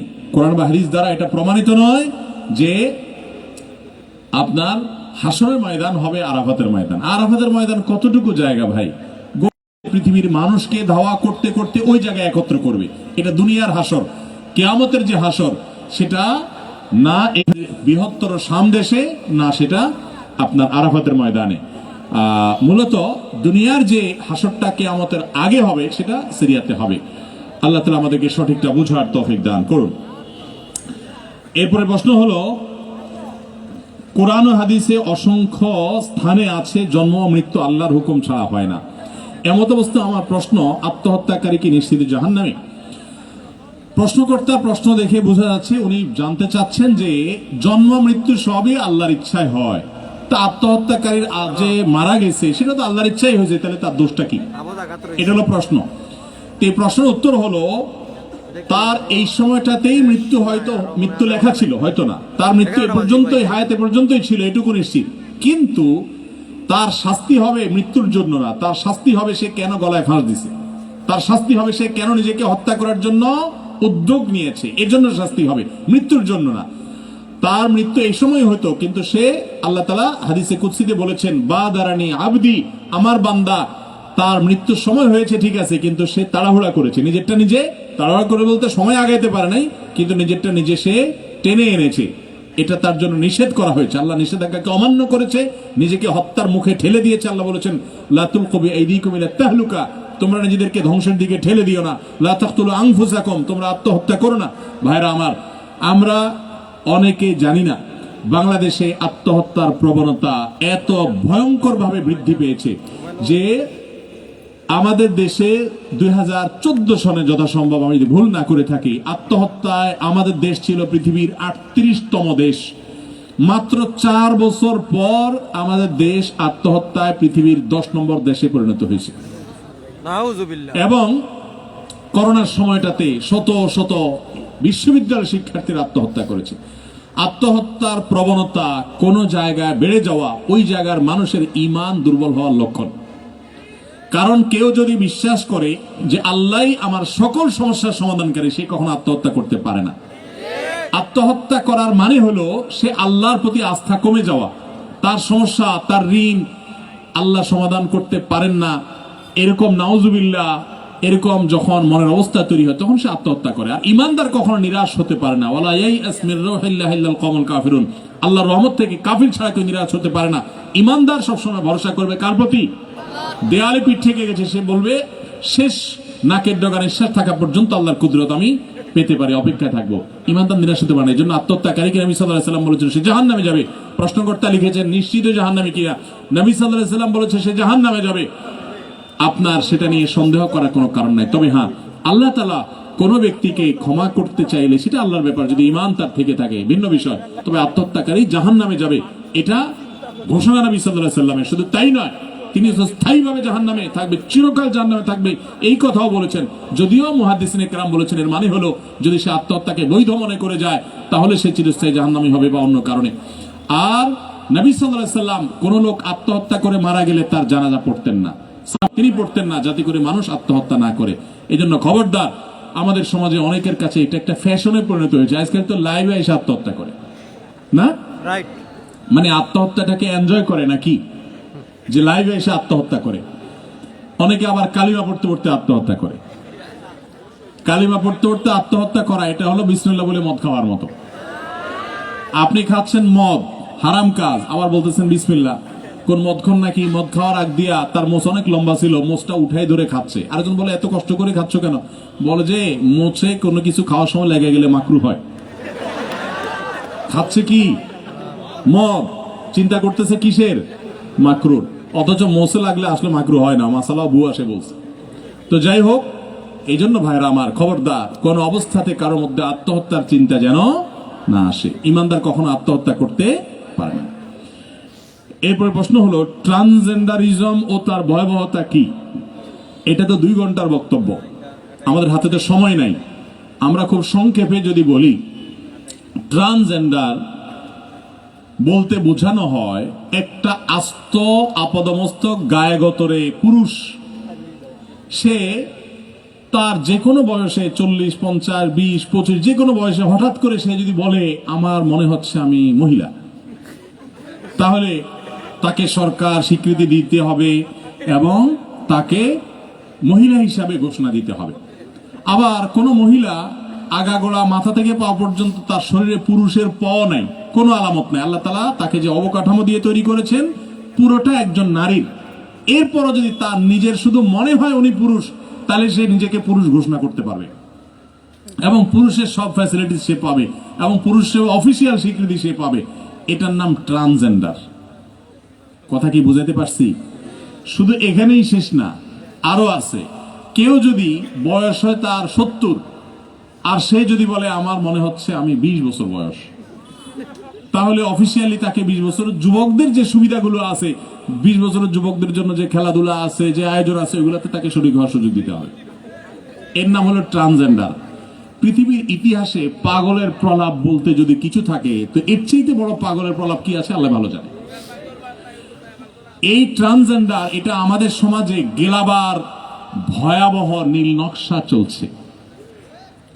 পৃথিবীর অন্যতম বড় শক্তিধর দেশ $41 বিলিয়ন বাজেট করেছে এটাকে প্রতিষ্ঠা করবার জন্য। ভাইরা আমার, আমাদের দেশে সমাজ কল্যাণ মন্ত্রণালয়ে এই ট্রান্সজেন্ডার সুরক্ষা আইনের খসড়া প্রস্তুত হয়েছে। সেটা খুব শীঘ্রই নাকি পাশ হতে চলেছে। সবচেয়ে বড় অবাক করা বিষয় হলো যে আমাদের দেশের সাধারণ মানুষ তো বটেই, এমনকি দায়িত্বশীল ব্যক্তিবর্গকে ট্রান্সজেন্ডার এবং হিজড়া বা তৃতীয় লিঙ্গের এই দুইটা বিষয়কে এমন ভাবে গুলিয়ে ফেলা হয়েছে যাতে মানুষ টের না পায়, বুঝতে না পারে। ভালো করে মনে রাখতে হবে, তৃতীয় লিঙ্গের মানুষ বা হিজড়া যাদেরকে আপনারা বলেন, অনেকে হিজড়া বলেন, এটা গালি হিসাবে বলেন, এটা বলা ঠিক না। তারা আল্লাহর বান্দা, আল্লাহ সৃষ্টি করেছেন। তাদের শরীরে কোনো অবকাঠামোগত ত্রুটি থাকলে কিছু থাকলে এটা তাদের ব্যক্তিগত কোনো ত্রুটি না, তাদেরকে সামাজিকভাবে হেয় প্রতিপন্ন করা, তাদেরকে একঘরে করে রাখা, সামাজিক স্বীকৃতি না দেওয়া, অধিকার বঞ্চিত করা, এটা সামাজিক জুলুম। এর বিরুদ্ধে আমাদের কথা বলতে হবে। তৃতীয় লিঙ্গের মানুষরাও মানুষ, তাদের মধ্যে কেউ যদি তার শরীরের কাঠামোটা নারীর দিকটা বেশি থাকে, পুরুষের দিকটা কিছুটা থাকে, তাহলে ট্রিটমেন্ট করে যদি সে পরিপূর্ণ নারী হয়ে যেতে চায়, ইসলামে সে রাইট এবং অধিকার তার জন্য রয়েছে। শুধু তাই নয়, নারীদের ফ্যাসিলিটিস গুলো তার জন্য দিতে হবে। কারোর শরীরে যদি পুরুষের দিকগুলো কাঠামো বেশি থাকে, তাহলে পুরুষদের ফ্যাসিলিটিস তাকে দিতে হবে। ইসলাম তৃতীয় লিঙ্গের মানুষের অধিকারের কথা বলে। আলহামদুলিল্লাহ, বাংলাদেশে একাধিক জায়গায় সমাজের উদ্যোগে তৃতীয় লিঙ্গের মানুষদের জন্য মাদ্রাসা করা হয়েছে, এবং তৃতীয় লিঙ্গের মানুষদের জন্য আরো অনেক কাজ করা দরকার। আমরা আমাদের প্রতিষ্ঠান থেকে তৃতীয় লিঙ্গের মানুষদের জন্য কাজ করতে চেয়েছিলাম, কিন্তু মজার বিষয় হলো যে তৃতীয় লিঙ্গের মানুষ সেজে, অবাক করা বিষয় যে আমাদের সমাজে অনেক মানুষ ভিক্ষাবৃত্তি করে, এরা আসলে তৃতীয় লিঙ্গের না, সাচ্ছে শুধু ভিক্ষার জন্য। তো এই মানুষগুলোকে আমরা কিভাবে বাছাই করব? এটার জন্য আমি যতটুকু জানি, এটার জন্য টেস্ট করার একটা পদ্ধতি ছিল, যে টেস্ট করেছে আসলে তৃতীয় লিঙ্গ কিনা তার লিঙ্গ নির্ধারণ করার জন্য। এই ইসলাম বিদ্বেষী গোষ্ঠী এবং বিদেশি নীলনকশা বাস্তবায়নকারী দালালেরা, যারা বিদেশি ফান্ড পেয়ে এদেশে বিভিন্ন বিষ প্রবেশ করা, এবং আমাদের সরকারে যারাই আসে তাদেরকে ঋণ দেওয়ার সময় নানান শর্ত দিয়া এই সমস্ত বিষগুলা ঢুকায় দেয় আমাদের সমাজের মধ্যে। এটা বাস্তবায়ন করতে হবে, ওইটা বাস্তবায়ন করতে হবে। শক্তিশালী দেশে, সৌদি আরব এটা করো তো দেখি, একটা শক্তিশালী রাষ্ট্র করো তো, এটা করবা না। গরিব দেশগুলোকে তারা এই সমস্ত ঋণের ফাঁদে ফেলে এই শর্ত দিয়ে সেগুলো ঢুকায়। তাদের দালাল কিছু দোসর আছে এদেশে, তারা এগুলোকে আমাদের সমাজে গেলাবার জন্য নানান রকমের শয়তানি ফাঁদ পাতে। সেই ফাঁদগুলোর মধ্যে থেকে অন্যতম একটা বড় ফাঁদ হলো যে ট্রান্সজেন্ডার আর হিজড়াকে গোলায় ফেলা। এই লোকগুলো সরকারিভাবে এই লিঙ্গ নির্ধারণের যে টেস্ট ছিল, সেই টেস্ট বন্ধ করে দিয়েছে আন্দোলন করে। মজার বিষয় কি জানেন? হাস্যকর বিষয় হলো যে তারা যেটা বলে বন্ধ করছে, তারা বলছে এটা নাকি অমানবিক, একটা মানুষের প্রাইভেসি লঙ্ঘন হয়। অথচ এরা জানে না যে বুয়েটের জন্য আপনার বাছাইতে আপনার এরকম টেস্ট করা হয়, মেডিকেল টেস্ট বাইরে যাওয়ার জন্য এরকম করা হয়, আর্মিতে ঢুকার জন্য করা হয়। কই সেই সময় তো তুমি অমানবিক এটা প্রশ্ন তোলো নাই, এটা অপমানকর বলো নাই। কিন্তু এরা সমাজের মধ্যে লিঙ্গ নির্ধারণ করার মতো গুরুত্বপূর্ণ একটা বিষয়। পৃথিবীতে আল্লাহ তাআলা মানব সভ্যতা টিকিয়ে রেখেছেন কিভাবে? সূরা নিসার শুরুতে আল্লাহ বলেছেন, নারী এবং পুরুষের মাধ্যমে আল্লাহ তাআলা মানব সভ্যতা টিকিয়ে রেখেছেন। মানব সভ্যতা না, পশুদের যে আপনার বংশধারা, এটা পৃথিবীতে টিকে আছে নারী পুরুষের মিলনের মাধ্যমে। এটাই আল্লাহ তাআলা সুন্নাহ, এটাকে পৃথিবী থেকে তুলে দিতে চায় সমকামীরা, অভিশপ্ত সমকামীরা। এই অভিশপ্ত সমকামীদেরকে পৃথিবীর অনেক দেশ উগ্র এবং জঙ্গি সন্ত্রাসী হিসেবে আখ্যা দিয়েছে। অনেক দেশ, পশ্চিমা দুনিয়ার অনেক অভিভাবকরা রাস্তায় বেরিয়ে পড়েছে। তাদের মধ্যে প্রজন্ম সংকট দেখা দিয়েছে, সন্তান জন্মের হার কমে গেছে, কারণ সমকামীদের মাধ্যমে সন্তান দুনিয়াতে আসবে না। অতএব আমাদের দেশে সমকামিতা আমাদের সংবিধানে অবৈধ, শাস্তিযোগ্য অপরাধ। আমি যদি ভুল না করে থাকি, সম্ভবত 2 বছর কারাদণ্ডের কথা বলা আছে সমকামিতা প্রমাণ হলে। যেহেতু আমাদের সংবিধানে সুযোগ নেই, এবং আমাদের দেশের মুসলমান, হিন্দু, খ্রিস্টান, বৌদ্ধ সকল ধর্মের মানুষের কাছে সমকামিতা অপরাধ। এদেশের 100% মানুষ বলতে গেলে প্রায় সবাই একমত যে এটা অপরাধ, এবং সংবিধানে সেটা বলে। এটা ডাইরেক্ট গিলাতে না পারে এখন ট্রান্সজেন্ডার দিয়ে গিলাচ্ছে। কিভাবে গিলাচ্ছে আমি শুধু এটুকু বলে শেষ করব। আচ্ছা, একজন আস্ত পুরুষ হঠাৎ করে তিনি ঘোষণা দিলেন তিনি এখন নারী। এটা তো হিজড়া বা তৃতীয় লিঙ্গ না। একটা আদতে একজন মানুষ সারা জীবন পুরুষ আছেন, এখনো পুরুষই আছেন, বাট উনি ঘোষণা দিয়েছেন আমার কাছে মনে হচ্ছে আমি ভুল দেহে আটকা পড়ছি। কি নাম দিছে তারা? ভুল দেহে আটকা পড়ছি, মানে আমি আসলে পুরুষ না, আমি আসলে নারী। এটা যদি কোনো পুরুষ বলে, তাহলে অফিসিয়ালি তাকে যদি আইন করে স্বীকৃতি দেওয়া হয় তিনি এখন নারী। আচ্ছা, নারী হওয়ার পর এই লোকটা এখন বিয়ে করবে কাকে? পুরুষকে না নারীকে? প্রশ্ন বুঝছেন আমার? আগাগোড়া একজন পুরুষ, তার শরীরে মহিলার কিছু নেই। এই লোকটা যখন নিজেকে ট্রান্সজেন্ডার ঘোষণা দিবে যে আমি মহিলা, আমার মনে হচ্ছে আমি মহিলা, মনে হইলেই হবে শুধু, সে বলল তো তার মনে হলো আর সে মহিলা বলল। এখন মহিলা বলার পর অফিসিয়ালি তাকে মহিলার স্বীকৃতি দেওয়া হলো, ঠিক আছে। এখন এই লোকটা, ভদ্রলোক বলবো না ভদ্র মহিলা বলবো, যাই হোক, এর এখন বিয়ে যখন দরকার হবে, বিয়ে কাকে করবে? পুরুষকে না মহিলাকে? এ তো অফিসিয়ালি এখন মহিলা হয়ে গেছে না? তাহলে বিয়ে করবে কাকে? যদি পুরুষকে করে তাও সমকামী, যদি মহিলাকে করে তাও সমকামী। কিভাবে আমি বুঝাই? সে যদি কোনো পুরুষকে বিয়ে করে, এই তো আগে থেকে অরিজিনালি কি পুরুষ, তাহলে এখন আরেকটা পুরুষকে বিয়ে করলো, হলো কি সমকামী। আর যদি সে কোনো নারীকে বিয়ে করে, তাহলে এ তো এখন অফিসিয়ালি নারী, অফিসিয়ালি কাগজে কলমে কি, তাহলে আরেক নারীর বিয়ে করলো, কি হলো সেটা? এই সমকামিতা ডাইরেক্ট এই সমাজের মানুষকে খাওয়ানো যাবে না, এরা বুঝে গেছে। মুসলমান, হিন্দু, খ্রিস্টান, ধর্ম, বর্ণ সবাই এটাকে ঘৃণা করে, অভিশপ্ত, আল্লাহর গজব নাজিল হওয়ার মতো বিষয়। এই জন্য ট্রান্সজেন্ডারের নাম দিয়ে সেটা গেলাবার জন্য চক্রান্ত করা হচ্ছে। ভাইরা আমার, এটার জন্য আমাদের সর্বোচ্চ পর্যায়ে থাকা মানুষগুলোকে পর্যন্ত বিভ্রান্ত করা হচ্ছে। ট্রান্সজেন্ডার বলে হিজড়া বুঝায়া একটা তালগোল পাকানোর চেষ্টা করা হচ্ছে, অথচ দুইটা সম্পূর্ণ দুই জিনিস। আমাদেরকে এটার ব্যাপারে সোচ্চার থাকতে হবে, সামাজিক আন্দোলন করতে হবে। একটা বাংলাদেশের প্রথম সারির এনজিও, তারা খুলনায় বিশ্ববিদ্যালয়ে একটা অনুষ্ঠান করে সেই অনুষ্ঠানে নাম সমতন্ত্র নাম দিয়ে সেখানে এই খিস্তিকেও সমকামিতার বিভিন্ন সিম্বল দিয়েছে। তীব্র প্রতিবাদের মুখে সেগুলো তারা সরাতে বাধ্য হয়েছে। এবং আরো অনেকগুলো ঘটনা ঢাকায় ঘটেছে, আপনারা অনেকে জানেন। আমি এই জন্য আগে বলেছি, আমাদেরকে সমাজ সচেতন হতে হবে, ষড়যন্ত্রগুলো জানতে হবে। ট্রান্সজেন্ডারের ফিতনা থেকে আল্লাহ তাআলা আমাদের দেশকে হেফাজত করুন, আমাদের দেশের মানুষকে আল্লাহ তাআলা হেফাজত করুন। আমাদের সবাইকে সোচ্চার হতে হবে এবং এটার বিরুদ্ধে আমাদের সবাইকে অবস্থান নিতে হবে, কোন অবস্থাতে এটাকে মানা যাবে না। আচ্ছা ভাই, যেহেতু রাত অনেক হয়ে গেছে, আমি অল্প কয়েকটা প্রশ্ন দিয়ে শেষ করছি, অনেক প্রশ্ন আছে। স্টক করে মালামাল জমা করে মূল্য বৃদ্ধি করে বেচা কিনা করা জায়েজ আছে কিনা? এখন পেঁয়াজ নিয়ে চলছে তুলকালাম, কদিন পর পরে আমাদের দেশে এগুলো হয় না? নবী সাল্লাল্লাহু আলাইহি ওয়াসাল্লাম বলেছেন, আল মুহতাকিরু খাতি, যে ব্যক্তি সংকট সৃষ্টি করার জন্য সমাজে মাল সরায় রেখা দাম বাড়লে তখন বিক্রি করে, সে গুনাহগার, সে হারাম কাজ করে, গুনাহের কাজ করে। বিধায় সংকট সৃষ্টি করে তারপরে দাম বাড়ায় বিক্রি করব। ব্যবসায়ীরা যারা এই কাজ করেন তারা গুনাহের কাজ করেন। খুব আফসোস হয়, অনেক লম্বা দাড়িওয়ালা মুরব্বী আছেন, মাথা টুপিওয়ালা মুরব্বী আছেন, যারা এই সমস্ত অপকর্মে লিপ্ত। আল্লাহ তাআলা আমাদেরকে এই সমস্ত গুনাহ থেকে বেঁচে থাকার তৌফিক দান করুন। টাকা পয়সা কিছু কামাবেন, কিন্তু সাথে জাহান্নাম নিশ্চিত করে ফেলবেন। অতএব আল্লাহর ভয়ে এগুলো থেকে সরে আসার চেষ্টা করুন। এরপরে প্রশ্ন হলো, মসজিদের জায়গা ওয়াকফ করে না দিলে ইবাদত বন্দেগী সহি হবে কিনা, এ ব্যাপারে আপনার মতামত জানতে চাই। কোন মসজিদের জায়গা যদি মালিকরা ওয়াকফ করে না দেন, সেখানে নামাজ কালাম পড়লে, ইবাদত বন্দি করলে নামাজ কালাম হয়ে যাবে, হবে না এটা ঠিক না। তবে ওই জায়গাটা মসজিদের মর্যাদা পাবে না। ওয়াকফ করার আগ পর্যন্ত মসজিদের মর্যাদা, সেখানে ইতিকাফ করা, মসজিদের যে মর্যাদাগুলো আছে সেগুলো পেতে হলে ওয়াকফ করতে হবে। কেউ কারো জায়গা ভাড়া দিয়েছে বা সাময়িকভাবে দিয়েছে যে এখানে সবাই নামাজ পড়েন, তো সেখানে নামাজ পড়া জায়েজ আছে। সেখানে নামাজ পড়লে যে নামাজ হবে না এমন কোনো কথা নেই।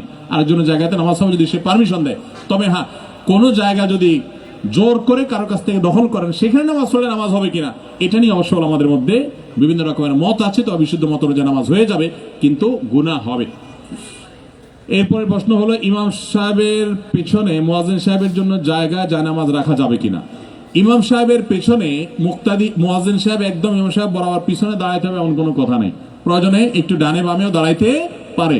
তারপরেও ইমামের কোনো কারণে ওযু ছুটে গেলে, নামাজ নষ্ট হয়ে গেলে, দুর্ঘটনা ঘটলে মুক্তাদি থেকে আপনার মুয়াজ্জিন সাহেব যেন নামাজ পড়াতে পারে, জন্য তার জন্য জায়গাটা রাখা যেতে পারে।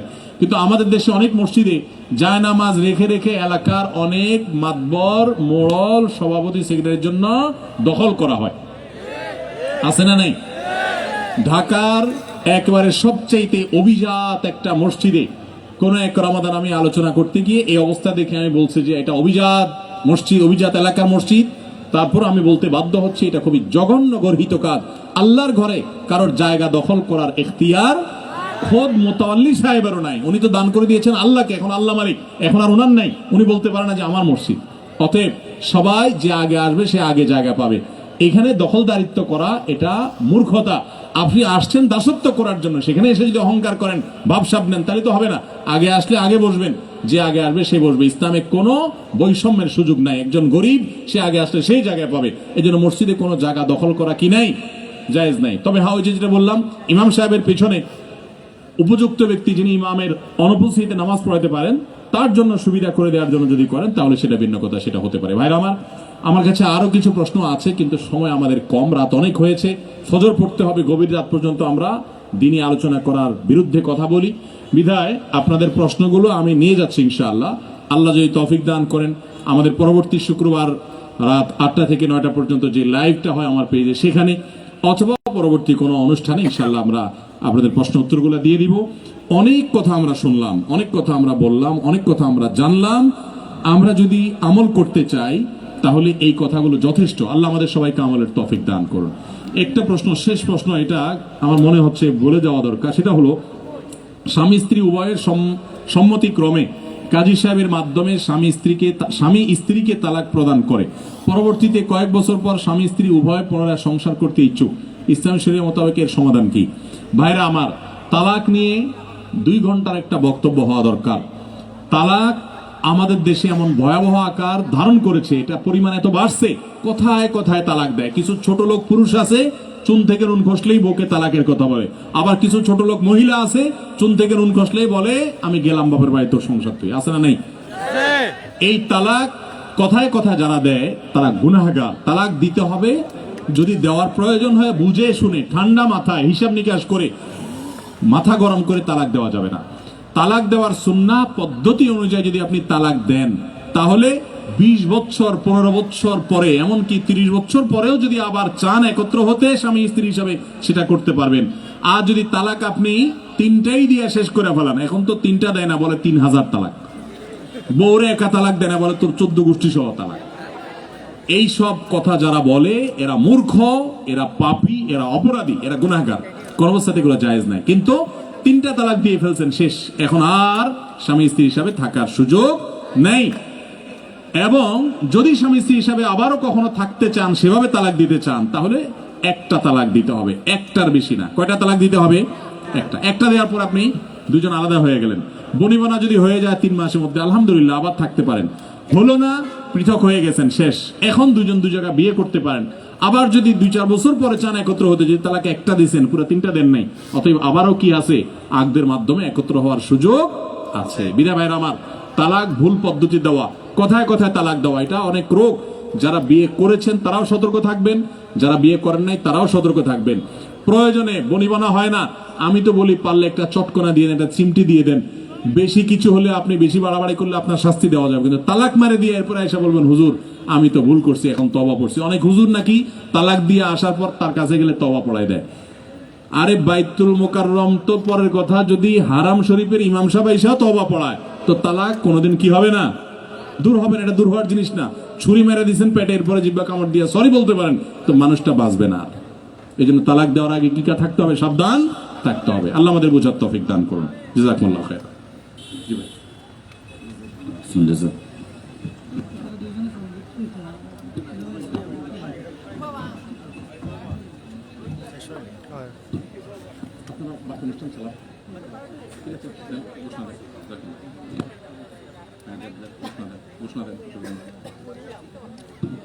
আলহামদুলিল্লাহ, আমরা শেখের দীর্ঘ সময়ব্যাপী মন প্রাণ উজাড় করে আলোচনা শুনেছি। এত দীর্ঘ সময় সম্ভবত শেখ কোথাও দেন না। আমাদেরকে ভালোবেসেছেন, ভালোবাসেন, আল ফালাহ ইসলামী জনকল্যাণ পরিষদকে ভালোবাসেন। সেজন্যই এই দীর্ঘ সময়ব্যাপী আমাদেরকে তার সোহবত প্রদান আমরা সত্যি অত্যন্ত কৃতজ্ঞতার সাথে নিচ্ছি। আল্লাহ সুবহানাহু ওয়া তাআলা শেখের হায়াতে ইলমে আমলে বারাকা দান করুন। সকলে বলি আমিন। জাযাকুমুল্লাহ আহসান জাযা।